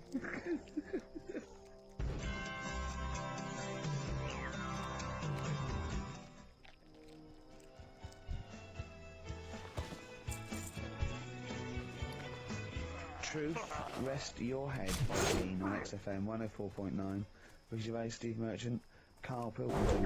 While I was with Carl in that restaurant, while I was giving him the problems, the old fellow guy and the two fellas making love in the cubicle.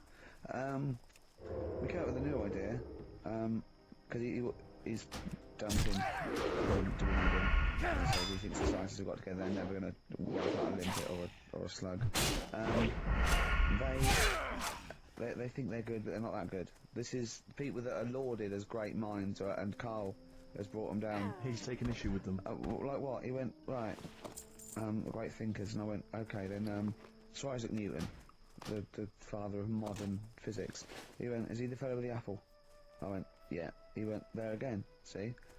Why do I need to know that the Earth sucks us towards it, gravity? He said, if I was floating around, it would be a problem. I'd ask his opinion.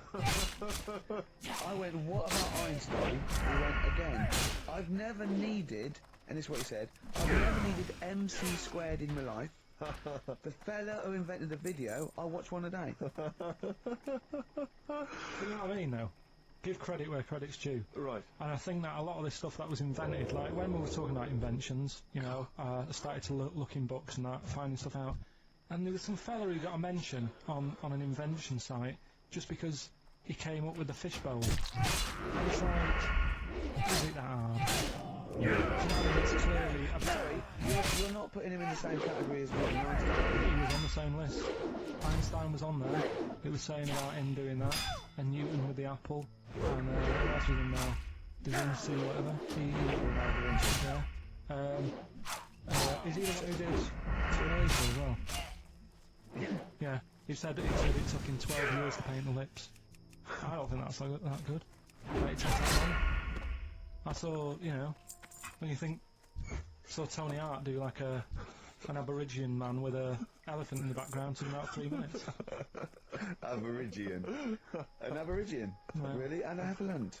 So what about some of the big names? Well, Just, go on then, what's your first reaction when I say some big names from history? Go on. Gandhi. Again, what did he do? Good point. Right. Good point. Good point. But do you understand what he represents? Well, go on, tell me, and then I'll tell you if he deserves to. His whole kind of attitude towards peaceful protest.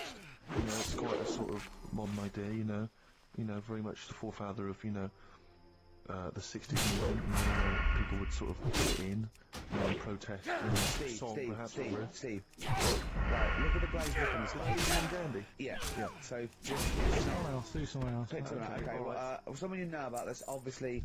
Let's think. A great thinker. Isambard Kingdom Brunel. Right, yeah, he's alright. Brilliant. Thanks.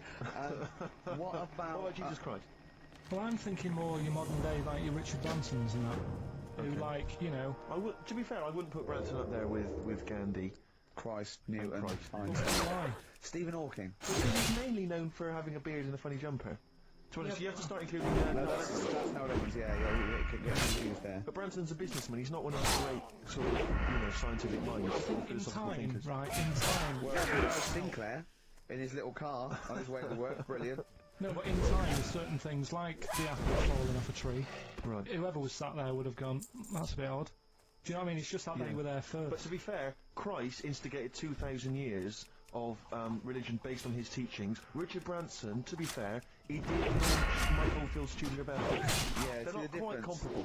It depends what you get impressed by, doesn't it? Suzanne's always saying... Maybe Newton was there, he was coming up with a brilliant theory, amazing, he was probably inventing the helicopter, right? The apple hit him in the head and he went, the earth's sucking me, the earth's sucking me. You know what I mean? Could have happened. But see, you know, my girlfriend's always saying, you know, what impresses you? Yeah. You know, because she was saying the other day, do you want to go to Egypt? I said, no, not really. She goes, but don't you want to see the pyramids? It's like, I've seen them on the telly. You know, are they going to be that much more amazing when you see them in real life? Good point. How did you ever move out of your street in Manchester? But hang on, no, sorry, I only listened to that because this is something that he came up with. And this is someone that loves him and that he respects. So I'm interested to see, what was your answer to what impresses you? I don't think I did answer it. I just said, you know, the odd You things. just said I'm asleep. Little things like I ran home the other night and said, oh, I've just learnt something today. She goes, go on. And, you know Lego bricks? Oh, yeah. Because some kid's mum, the kid was messing with the bricks, and she said, let go of them and come over your door. Play record. It's got to be rubbish. It's got to be rubbish. It's always rubbish, isn't it? They're Scandinavian for a start. So, let go.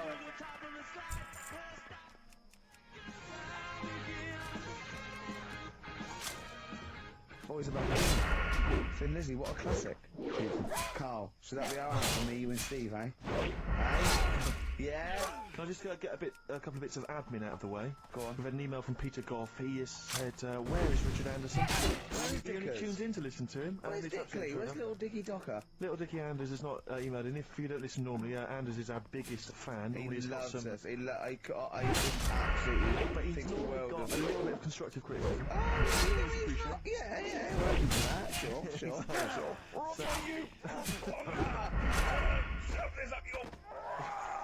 So if Dickie Anders is listening, then he might want to get in touch. Also, dear Ricky, I've developed a bit of a fetish for the way you say "winnersh" in your hit sitcom The Office. I'm trying to get my fiancé to say it, but he hasn't quite mastered it yet. Anyway, we're getting married in Las Vegas in a couple of weeks' time. Could you please say "winnersh" on air as a sort of wedding present? It's one of the most popular requests at weddings now, me saying winners. So, winners. There's a few I didn't get. Thatcham, Shinfield.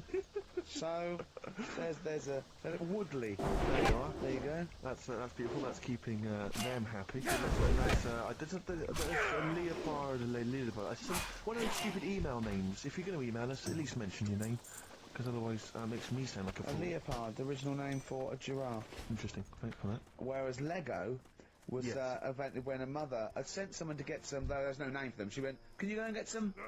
There was a gap. He went, "Oh yeah, I'll go and get some." Because they weren't called anything. Brought them back, started playing with them. And then she went, "Look, give me those." He went, "No." She went, "Lego, you idiot."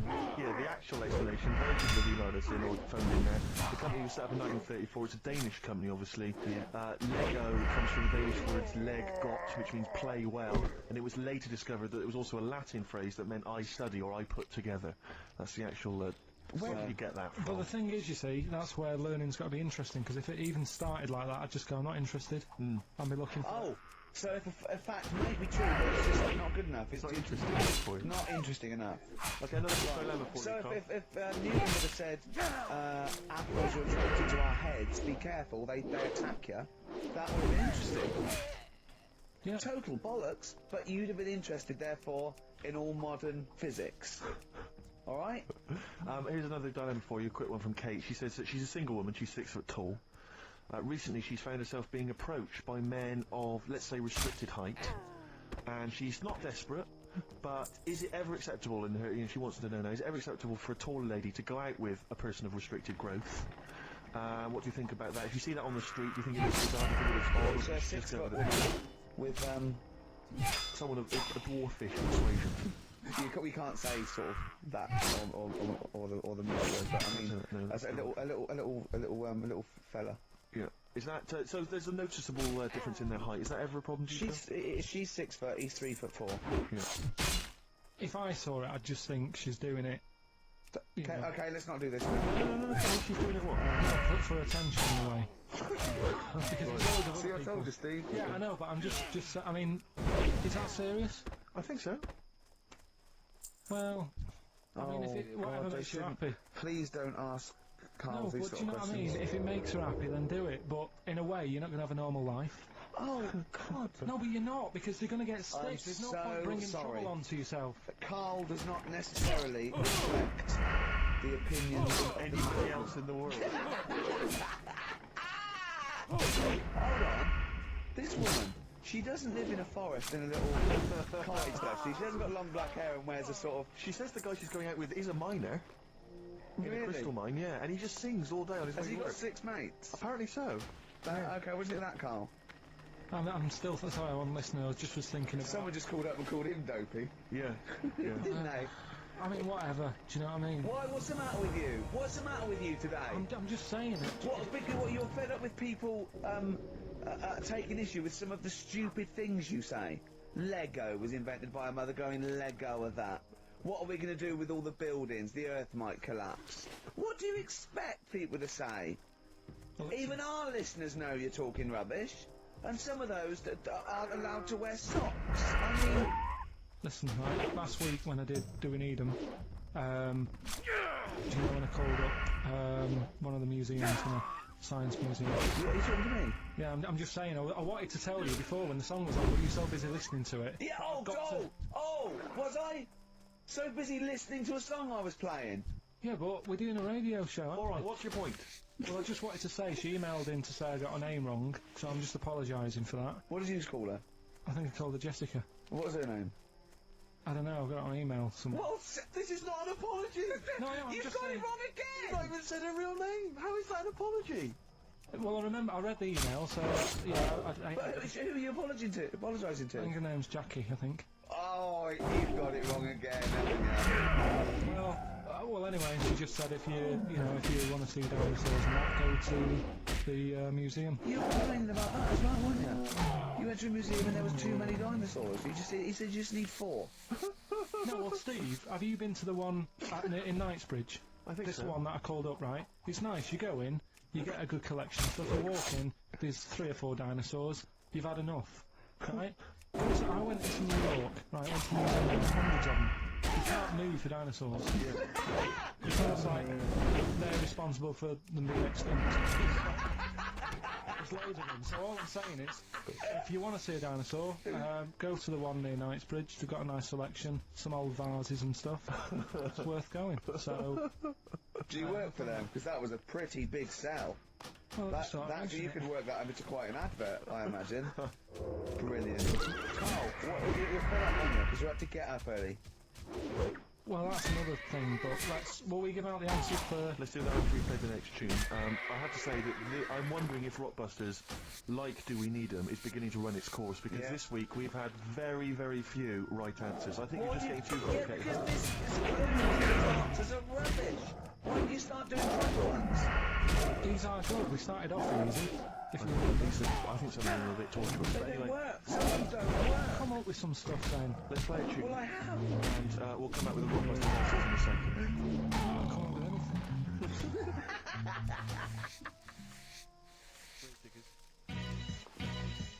1-800-SUICIDE. It's a good tune, that. I've always enjoyed it. XFM 104.9. Well, that's nearly it from Ricky Gervais. That's me, Steve Merchant.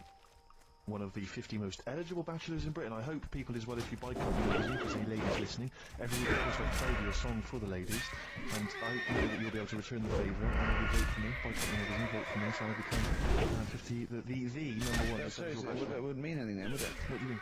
Well, it wouldn't mean anything then, would it? If they voted you and you even got into the top 30, it wouldn't mean anything because you've asked them to do it. What are you talking about? Of course because it means that they care for me enough, and then they are impressed and charmed by enough that they've actually made that effort. That's beautiful. It's a I think beautiful that would ruin it. Well, let's wait and see what the results are. Do you think, I mean, just, getting off that, Steve uses a platform to get in the top 48. He's bound to be a couple of people. What do you think of him now? Now you've known him for these many years. What do you think of his looks objectively now that you've known him? Can you remember what you first thought? Like I say, he's changed a bit. He's sorted himself out a bit. Yeah. Looks a bit better. How? What's he done? I don't know. His hair's better. Yeah, what was it before?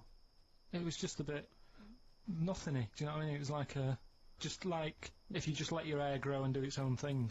Whereas now it's got a style. Yeah. So Yeah. it looks good. Glasses, he's changed. His glasses are stylish. Yeah. Just stay sat down. Right, Rockbusters. Some of them like cool, mate. Yeah, go on. That's right. First one. The weather stinks, doesn't it? Yeah. That was R, which was rainbow. Right. Rainbow? Like rain is the weather, and it smells like bow. Body Bow? odour. Body odour. It's B.O. That's It's pronounced B.O.W. Yeah, but you've got to play. It's not pronounced bow, and it's not spelled bow. Who calls it bow? Everyone knows it's B.O. What, you don't care? You don't care that doesn't work? Well, we got it. So again, as long as One we're getting person got as it, long as Carl. we're getting it. One person got it. Of all the emails, one person got it. Second one. Look, Gran, just get on the boat, will you, and help us out. Go on. That was R. That was a Ronan, right? Ronan, who's Ronan? Ronan. Who's Ronan? Ronan Keating. But his name is Ronan Keating. No, it's not. Okay. No, it's not anymore though. He's gone on his own, hasn't he? He's just known as Ronan. No, he's not. No, he's not. He's Ronan Keating. He's always been known as Ronan Keating. All right. So that doesn't work like that. Go on. Third one. Next. If you're going to do that to your drink, I'd let it settle for a little bit before you open it. That was CK. Right. Shaka Khan. Shake a can. If you're going to shake, you can. This is the worst competition ever. So, It's Chaka. have you got... It's Chaka. It's Chaka. It's Chaka Khan. Shake a can. No, Chaka Khan. What you got? Chuck a can might have worked. To throw a can. Who got all three right then? Well, because basically what happened was people We're just stopping this. emailed in 3 guesses, We're stopping and this. the guesses that were right were coming from Mandy Thompson and Hendon. Ruin But that one, frankly, Well, that's run that into the ground. That's doing Eden ruin. No, we can't That's- just bin everything. I don't think we're going to get that. Oh, they're not as good as they think they are because you only picked on Newton Einstein. You don't know anyone else. You don't know who Gandhi is. Chimpanzee that. You've run out of I did like the jingle for that though. Oh, chimpanzee that. That was a great jingle. Yeah, But sadly, we won't be able to use that again. So who's won anyway? Well, it was Mandy Thompson I mentioned, but as I say, she guessed, so I mean, she can have the prizes, she's welcome to them. But I think we should knock it on the head, Carl. Maybe you should come up with something new. No, I think it's still got a few weeks in it. I think we should take some time off. Well, Yeah. What about, like, the foreseeable future? Don't know. song does for that the sound? lovers. Do you want to just play A song that? for the ladies. Listen, you know what's, I think it's maybe the March issue of Company Magazine. Buy that. Top 50 most eligible people. There's probably an address or a phone number to call. And here's another song for the ladies, maybe just to charm you further. Tom the Model by Beth Gibbons and Rustin Man. Carl, say The current goodbye and album. say it nicely, like you're happy. See you later. Oh, is that the best you can do? Forget you. Badly drawn boy. Born again on XFM 4.9. There we are then. Ricky Gervais with me, Steve Merchant and Carl Pilkington. Raring today. He's a bit grumpy, Carl. Woken up at 8 Because he's o'clock. from the north. Yeah, because he's in London. Yeah. And London's rubbish, right, isn't it? Oh. Where can you can't even get a Band-Aid in London, can you? Or grouting. In Manchester, I could walk to the next shop and definitely get some Flash, or maybe some Vim. You can't get it down there. You gotta go to a trendy bistro, haven't you? Carl, why are you grumpy? I told you before, I'm just a little bit tired today. Because he had to get up, the builders next door woke him up. No. He's always going about his hours. Those builders probably got up at 6. Yeah, to but I get can there at understand builders who get up early because they're building outside and they've got to get the job done before it gets dark. But he's working in someone's lounge. If it gets dark, put the light on. It's not a problem. So why is he starting work at like 7 o'clock in the morning? Well, because the builders get paid by the day, and if you get a builder and go, I'll just do 11 till 3, he's not going to go, I'll tell you what, love, just give me 40 quid. I didn't do a whole day. It's a day's work, isn't it? So you want to get the most out of him, don't you? Plus, he probably wants to finish early so he can have a good night out. Yeah, it's a Saturday night, you know what I mean? He wants to... Yeah, he but- wants to get at least 15 pints in. And he was cheery, I bet he was whistling and, dancing yeah, around and dancing tapping, so I don't know how you can be annoyed at that. Why don't you get earplugs? I don't like it, the idea of earplugs. Why? Because I live in a flat, so it's not as if I'm looking after my house, right? I know. Already, I've lost you. No. That wasn't even a whole sentence and I don't know what you're talking about. No, but what I mean is, What?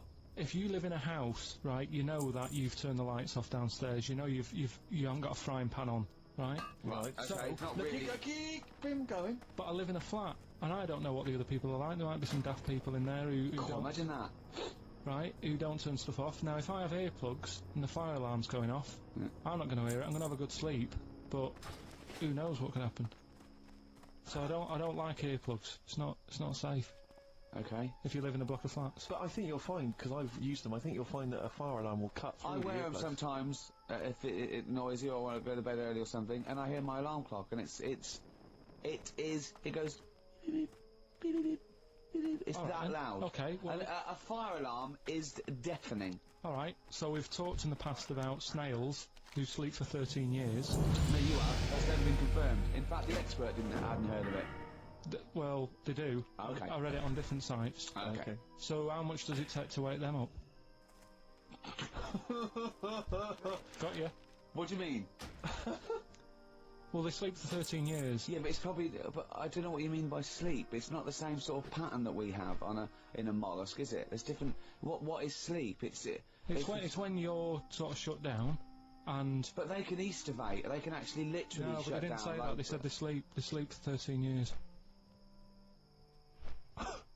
And I mean, have you ever had like more than 10 hours sleep? Yeah. Feel really groggy. Well, no, I feel good after 10 hours sleep. I feel rough. I just was thinking what a snail would be like. Be like, oh, Be even slower than normal. be even slower than you. Play a record. Well, anyway. Email in if you know what on earth Carl's talking about. Ever. Don't erase none of that good shit. The rhyme came from the pressure of heat, then it was laid out on the ground of paved streets. Wu-Tang Clan.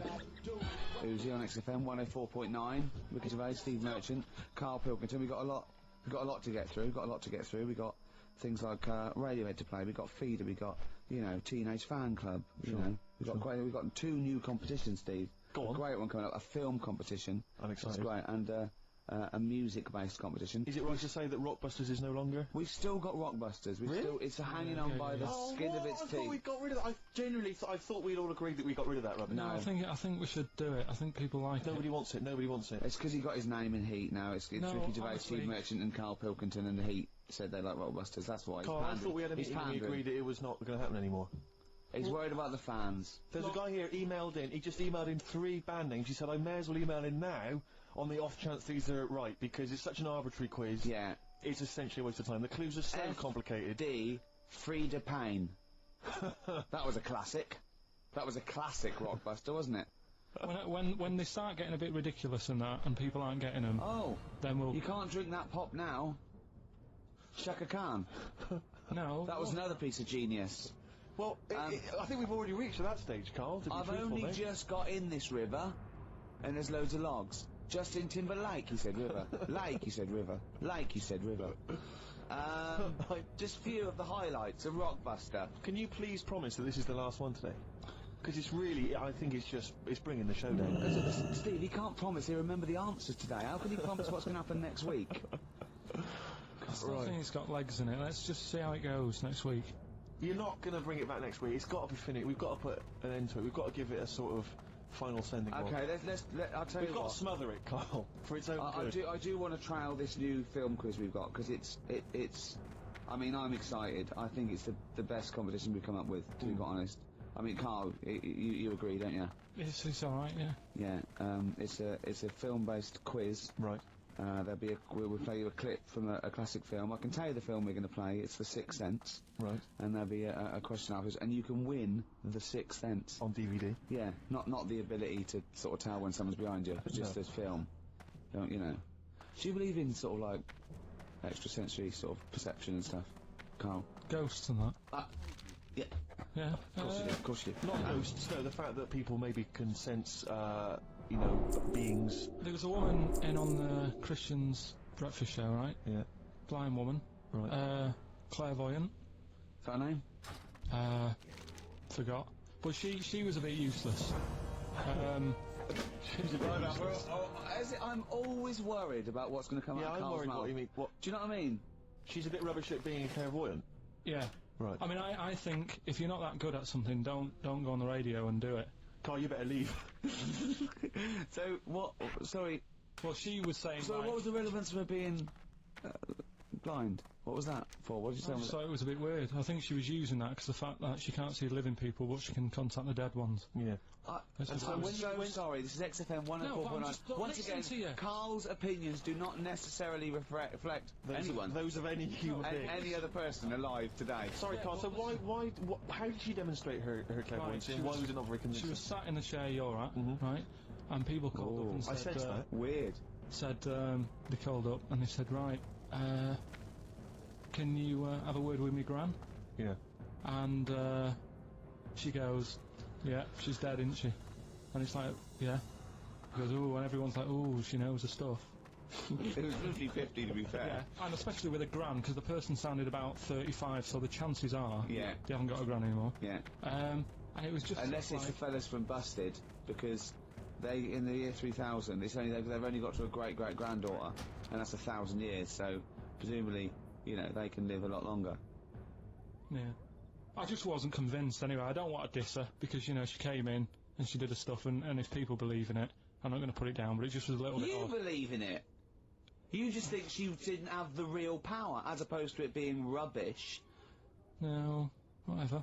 But yeah, I don't know what we were talking about there. So we've got the film thing going. I don't know what we were talking about. Film. What were you talking about earlier about glasses as well, and Steve taking his glasses off? What was that? What are you saying that in front of him now for? Was it an insult? It wasn't really an insult. Carl, what were you up to? No, what was it? I genuinely don't remember. I genuinely don't remember. Well, I just right, Steve. I'm not having a go, right? Just saying how people. It's a bit weird that you've got glasses because you've got a good pair of eyes on you, right? That isn't an insult. What were you talking about though? What was it? Why did It was the fact that people who wear glasses always look a bit weird without them on. It's like, you know, they should wear glasses. Okay. Why did we get round to this? What was we talking about? What were we talking about? I don't know. I don't know. I don't know what that was. It sounds like an insult, even it wasn't intended as one. It wasn't. It sounds like an insult, Carl. It does, yeah. No, it wasn't. I should be allowed to punch you every time you insult me, no? No, but I'm not I'm having a doing it. go. I'm going to give you a dead arm. Look, Steve, if you always Even if it wasn't, you intended it to be one. what you... Oh, that was real. Play a record. but It's mad. Yeah, every time you insult me from That's now on. mad. Oh, is this the Cardigans? Great, brilliant. I didn't even say anything. It makes me feel better. It makes me feel better. I can enjoy the rest of the show.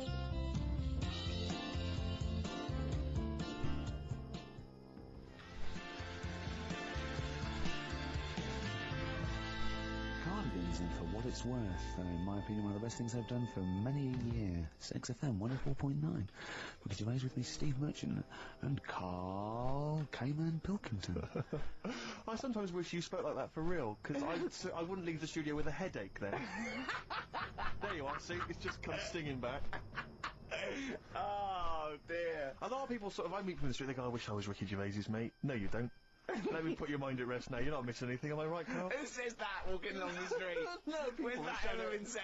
They shout it out. What are you thinking? Oh, just thinking. I wish I was Ricky Gervais's mate. No, I've met people that are friends of friends. There we go. He must be fun to be Yeah, with. exactly. He must be a great in an laugh. enclosed space. Yeah. In an echoey small Oh, space. imagine sharing a prison cell with Ricky. Oh, that'd be good, wouldn't it, Carl? Oh, that would be fantastic. Well, I'd be the daddy, wouldn't I? I hate it. The suicide rate in the prison would shoot through the roof. Yeah. Now come over here and suck mummy's. Now listen. What do you reckon, Carl, to being Ricky's friend? Did you find that an exhilarating experience, something that you enjoy and look forward to? It's alright for about an hour, and then anything over that is when he's just messing about and he wants to hit me on the head with a tray. We went for lunch yesterday, didn't we? That was more than an hour, wasn't it? Yeah. And we had a drink in the week, didn't we? That was more than an hour, wasn't it? That was a good... Is he okay when it's just the two of you? Because I find as soon as there's a third person, Well, yeah, just to give he you... just starts showing off. Well, there's a little bit of that, right? But I went out with Ricky, like you said, right, for a drink in the week. And, you know, I went home, and Suzanne, my girlfriend, said, where have you been? I said, I've been out for a drink with Ricky. Yeah, you've been out for a while. What have you been talking about? I sort of sat there for a minute and thought, there's nothing that I can tell her we've been talking about that she'll show any interest in. She said, well, you must remember something. I said, I can't.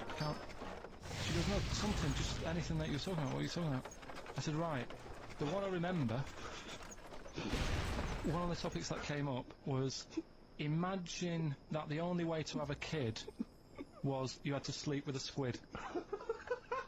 How many kids would you have? I would say it was the future and the squid taking over. The only way they could do it now is like a filter. You had to see with the squid. I was going, would you? He was going, what do you mean? I was going, would you? He said, there's not a time he hasn't gone home with a conversation buzzing in his head that he got confused about. Would anyone want a kid that much? Does the child look like a squid when you have it, or is it No, like it's not. I was going, no, it's normal, but it's like a filter with a system. The only way you can do it to make sure, you have to impregnate the squid. And it's a filter, and then you can, test tube baby in the future. Did the busted lads mention that in the song? He did, but he did underwater, that's where I got it from. I said, well, you probably sort of like get quite friendly with them eventually. You probably would be breeding with the squids and, So what does Suzanne make of Gervais? Has she met him a few times? Yeah, she just said, she can understand why we sort of get on, because we both sort of come up with daft stuff all the time, and... Yeah. But I'm quite happy to have a discussion. I love the way that it talks about his partner like the adult. Well, like we're the how I two see kids it. that go out playing, talking about squids. That is exactly how I see Suzanne. It's like if she wasn't there, I don't think you'd get out of the house in the morning. Well, you'd have tied your shoelaces together. Yeah, you'd have your earplugs You'd have forgotten to put your trousers the on. fire alarm would be going off. And, someone would have left a frying pan on, the builders would be sort of like throwing you round. Yeah, I imagine she makes you like a round of sandwiches. Well, she's noticed that I don't ask as many questions now. Because, like, last night was one of the first times in ages that I'd asked her something, right? What did you ask? Where's the bathroom? No, right, do you know, like, I'm always thinking stuff when I'm bored? right? If it's when I'm washing up or what have you. Yeah. And last night, she was watching that Midsummer Murders. Yeah. Midsummer Murders, right? I don't like it. I think it's rubbish, right? So, Another thing you've got in common, then. No, but do you know what I mean? But let her watch it. Yeah. Do you know what I mean? She really likes it. He was so- standing, he's watching the microwave. She was going, Carl, no, this is the telly. This is the telly. Wait a minute, this chicken's going to come I've round seen any this second. before, it comes round again in a minute. Carl, what's the washing machine, Carl? So she's watching it, loving it, and that, and I'm bored because it's just it's a boring program. So I'm sort of looking through magazines that we've got, Trying to find animals without heads. and it's in one of her magazines, and there's this article, right, about these identical twins, brothers, right, and one of them meets this girl, right, and it turns out she's got an identical, I've heard of this is true. Right. They get married. She's got an identical sister. right, so they both go out. So two identical twins, male, going out with two identical twin Yeah. sisters. Yeah. So I was looking at it going, oh, that's weird, because you see them, like, they're always wearing the same cardigans and that, and that's like... But then, That's no, all but right. if you're an identical twin, then you probably would fancy the same sort of person, wouldn't But then, I was asking, she was going, it's getting near the, the plot, the murderer. If they had a kid, would they look the same? you? Yeah. Would Well, not necessarily, because it depends on what genes are passed over. Even though they've got the same exact sets of genes, that you don't pass on all the genes, do you? It's 50-50, but you don't pass on exactly the same genes in each sperm, let alone with an identical twin. Yeah, but even though you don't do that, like, my brother and sister don't look like me, but No. you know they were related. Because they share 50% of your father's genes. gobbledygook. Yeah. No, you share 50% of your father's genes and 50% of your mother's, but not the same 50% on two occasions. I think you completely lost it already. it. I've lost it already. When you brought in the word genes, Yeah, I yeah, thought you was thinking, yeah. what No, were they the wouldn't trousers for? necessarily. They wouldn't necessarily, no. They could do by Did sheer Suzanne chance. look at you like Oliver Hardy looks at Stan Laurel when he's just like nailed his hand to a wall or something? She went, ask Ricky tomorrow. Yeah, and then turned up John Nichols. And then turn it up. Yeah. Oh, that is brilliant. I think there's I heard a story once where two sets of Siamese twins married. What if you fancied the one on the left? Yeah. What if one of them was having an affair behind the other one's back? That'd be difficult to conduct, wouldn't it? You better show off he's waking up. What are you doing? What are you Hey? doing? What are you doing Nothing, down there? What are you nothing. doing down there? Nothing, there's no one down here. Well, I think there is, because I can see her sister here. No. What's she doing? What's she No, doing? they just- She's covering for her. What are you covering for him for? He's your husband. Is my wife down there?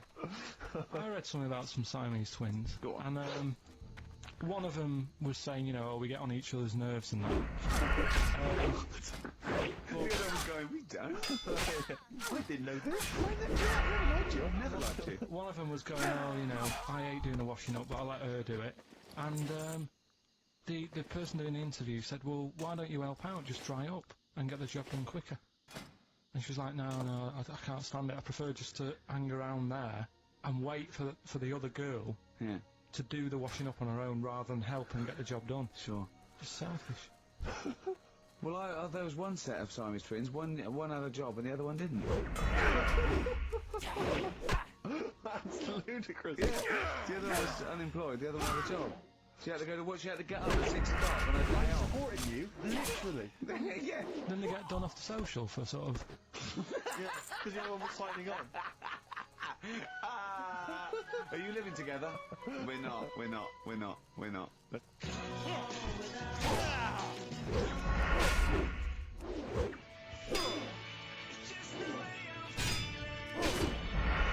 Feeder, just the way I'm feeling on XFM 1.9. I'm Ricky Gervais. With me, Steve and Carl. Just having a whale of a time. Both of them. They love being in this room with me for 2 hours. That is their favourite part of the week, I think, isn't it? I haven't said that, but I'm assuming they love it. Right, competition time. Brand new competition we come up with. My favourite we've ever done, I'll be honest. And a great prize, The Sixth Sense. You get a clip of a great film, and then you get to keep the great film. Now, I'll just explain this competition. I think Carl is a little bit of a frustrated actor. So, by by the power of technology, Carl takes the role in a film, and there's a question about it afterwards. This is a scene starring Carl Pilkington from The Sixth Sense.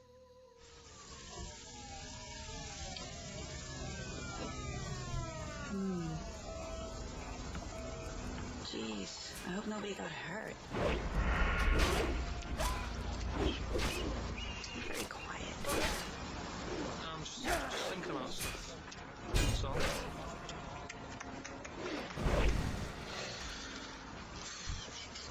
You're mad at Mrs. Clay, aren't you? A little bit annoyed, to be honest. Went down a storm playing the drums in Little Donkey, but your loss. I'd give anything to have been there. Well, you wouldn't, because you didn't, but like I say, it's your loss, isn't it? Anyway, I'm just quiet because I'm thinking about stuff, like I said, right? I'll make a big deal out of it. What is it? Well, I was just thinking, what would happen, right, if you put a chameleon on a mirror? How would it handle that? It's a bit weird, isn't it? Cole, you're scaring me. That's scaring you. This'll scare you, right? The other day, saw two old men sat there having a Twix. You never see that, do you? Old fella having a Twix. You see ghosts, Cole? No, just the old fellas having a Twix, but... They talk to you? No. They tell you to do things? No, because they were too busy eating, but... What's that got to do? What are you looking like that for? Do you think I'm some sort of freak or something? Is that... I would never think that about you. Well... Ever. No. Got it? Well... Well, it's a very chilling scene, that. That is great. Oh, that is fantastic. It's a very spooky scene from the film The Sixth Sense. Rick, I think you've got a question. Well, yeah, I mean, Carl played it wonderfully there, the role of the child that sees weird stuff. But who played the original role? What was the name of the child actor who played the original role? It's email only, ricky.gervais@xfm.co.uk. You can win a copy of The Sixth Sense. But I think we can probably play it again later for those that missed it, or those that caught the tail end, or those that need another reminder. Yeah, you got get your, it's 15, 20 minutes. Get your answers in. We'll pick a lucky winner, and then we'll play it again, because I think that we can. I think Carl can go to Hollywood with some of the things I've seen there. Absolutely stunning. Absolutely stunning. ricky.gervais@xfm.co.uk. I'm going to play a track now. We tried to play it a couple of weeks ago, but it jumped. So I got a new CD of it. It's Papa Garcia, and this is Natalie and Nusi.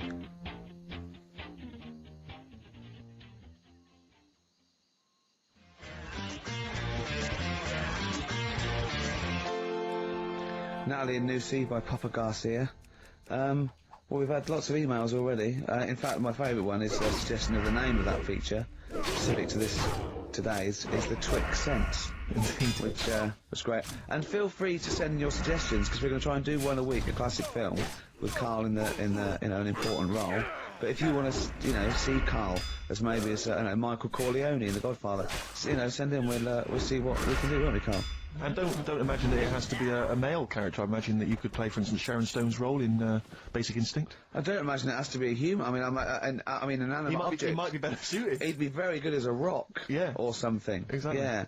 But we're going to pick up something we spoke about before. We're going to announce that we're going to play that again in a few minutes. But Carl wants to put the record straight, don't you? Carl's fed up with when he comes up with something that's a little bit fantastic and far-fetched and wrong, that we take the mickey out of him. So he's brought in some hard evidence of the story, haven't you? No, do you know, like, I find stuff on the internet and that, right? And I come in and tell you about it, and you go, that's rubbish. Yeah.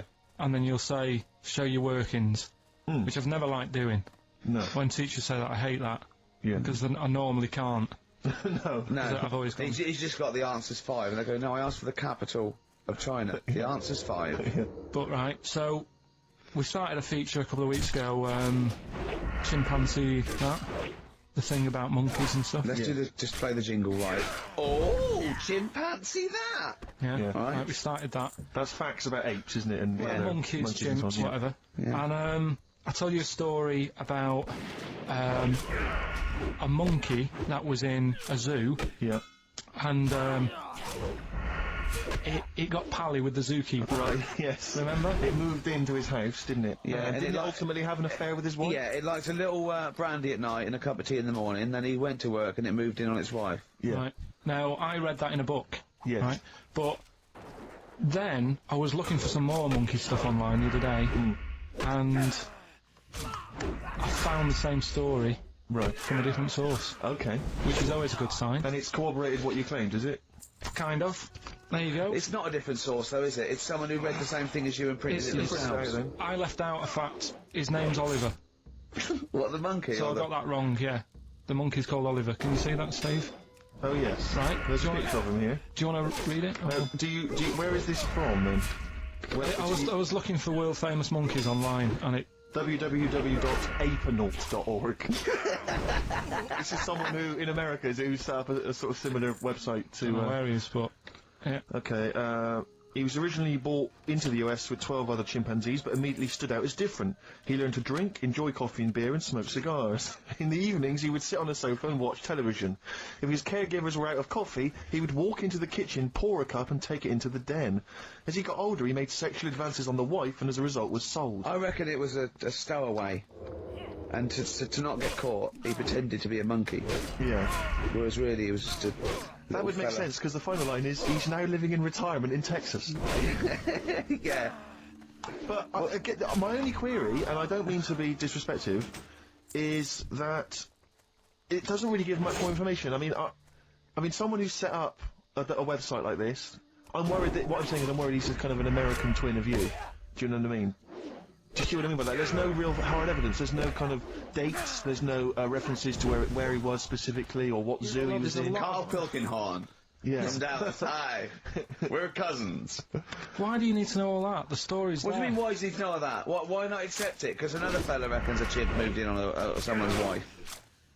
What I'm saying is, that he could be as much of a nutter as you. Do you see what I mean? What do you mean? Could be? He is. Yeah, exactly. What, and go to that much trouble of, like, Yes. sorting out a website and that? You host a radio show, for goodness sake. To spout your idiocy. Setting up a website's hardly anything. You've actually got a job. He was stressed yesterday because we want to do another chimpanzee that. Have we got a new story coming up for chimpanzee that? Yeah. He was stressed yesterday because he said, I'm really overworked, I'm really getting fed up. He said, I haven't even sorted out the story about this monkey. He said, how overworked am I that I haven't even got time to sort out a story about a monkey? You know how much I love that? Rick, do you think there's any way we could lure Oliver out of retirement to come over and produce this show? I think we probably could. I'm parched for a cup of coffee. Would you pop to the kitchen? We're going to play a bit of Springsteen. Oh, I'm loving it. For Martin Freeman, he said, please play some Springsteen or Bowie. I'm trying to get him into Motown, but he only likes level 42. Yeah. But this is for him.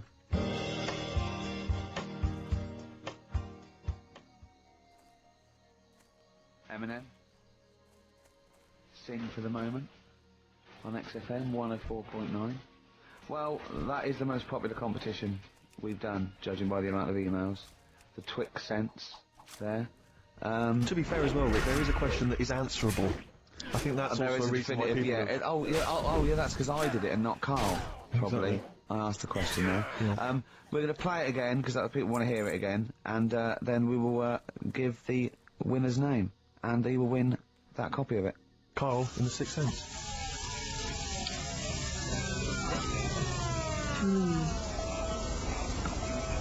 Jeez, I hope nobody got hurt. Be alright. Be very quiet. I'm just thinking about stuff. So.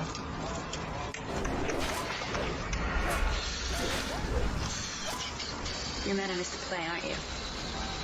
A little bit annoyed, to be honest.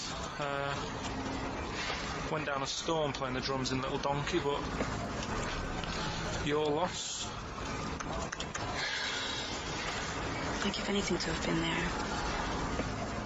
Well, you wouldn't, because you didn't, but like I say, it's your loss, isn't it? Anyway, I'm just quiet because I'm thinking about stuff, like I said, right? I'll make a big deal out of it. What is it?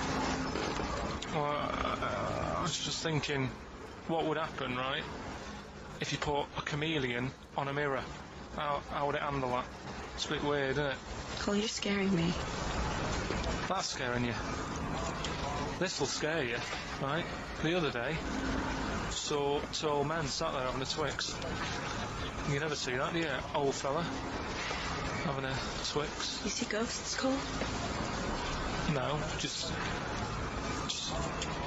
the old fellas having a Twix, boy. They talk to you? No. They tell you to do things? No, because they were too busy eating, but... What's that got to do? What are you looking like that for? Do you think I'm some sort of freak or something? Is that... I would never think that about you. Well... Ever. No. Got it? Alright. Oh, there you go. And so the question was, who played the original role of that kid in the car who saw strange things? And the answer is, Steve? Haley Joel Osment, of course, Yeah. who is a talented young performer, but I don't think really has anything on Carl Pilkington, who I think made that scene even more chilling and more atmospheric than the original. Definitely. And we'll give this to, let's see, I think it's Francis Marnie, who's emailed in. He or she said, I don't know if it's a he or she, but says that basically... I is male and he is... No, well, I think it's I is female and Frances or I don't know. Anyway, that could be a fake name, who knows. But let's assume it's a he. He says he's a sad little nerd who, it was his birthday yesterday and only his mum remembered, even his best friend forgot. Definitely a bloke. Yeah, I mean, I can't really relate to life as a bit of a loser, a bit of a nerd, so I don't really know what he's talking about, but I imagine a lot of our audience do, so let's give it to him as sort of... I imagine he's a little four-eyed geek. Little lanky. Yeah. Actually, as I look again, I notice he's not even got the name right. He spelled it Haley Joel Osment. Instead of Osment. But, so he really is pathetic. I mean, what a pathetic little weasel. Well, I'll tell you what we've done now. Now we humiliated him. Don't give him the prize. Give it to someone else. Well, it's on TV tonight anyway, on ITV. No, well done, Francis. Thank you for listening, and well done for spotting who Carl was trying to... And whatever girl you fancy at school, ask her out, say, come back to my place, watch The Sixth Sense. Yeah. She'll love it, and you'll be guaranteed a share. Why do you assume he was at school? I don't know, because his spelling is terrible. Although I'm looking at Carl. Yeah. Yeah, he's just such a very badly put together email, I just assumed it was a kid. Right. Well, if he is a kid now, and he's going through formative years, he's probably really... I never dreamt it was a kid. Really? I feel a bit bad now. Well, you thought it was a sort of 25-year-old loser, even more pathetic in a way. Yeah, and now I'm worried that, you know, you've embarrassed, an adolescent live on, well, one of the biggest radio stations in the building. It's not even the biggest radio station in the building. I can't believe that. It's the smallest radio station in this building. Right, now we've done that, right, are we doing a proper competition? Yeah. Setting up the old, Rockbusters? Your favourite, innit? Well, let's play a tune before. I don't think I can face that well, straight it's just away. that we've also got... That song sounds alright. Haven't we? Another new feature. That song sounds good. Can I just say before we play a record that we've had an email from Dickie Anderson. Dickers! Anderson. Dickster, you Dicky Ducky Dido, are ya? If you're a new listener, then you won't have come across Richard before, but he loves the show. He's our biggest fan. He's a bit of a... and he loves the show. He tapes it and listens back to it 4 or 5 times. But the great thing about him is he's not afraid to offer a bit of constructive criticism. What's he said? All I'm going to say to you is he said, is it true that companies are now getting rid of hold music and are instead using your show to irritate their customers while they're waiting on the phone? I don't know. We'll look into that, Dickie, but thanks for that.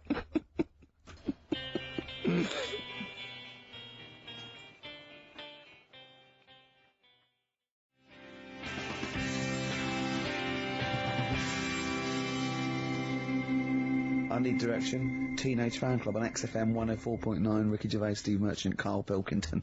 Do keep your suggestions coming in for roles that you'd like to see Carl playing in future editions of that quiz. This is the most popular comedy we've ever done. Has it got a name yet? Have we come up with a name? Holly Wouldn't. Okay, brilliant. Well, anyway, we had some suggestions. Neil Wilson in Bedford, he suggested he'd like to see you, Carl, playing the role of Clyde the Monkey in Every Which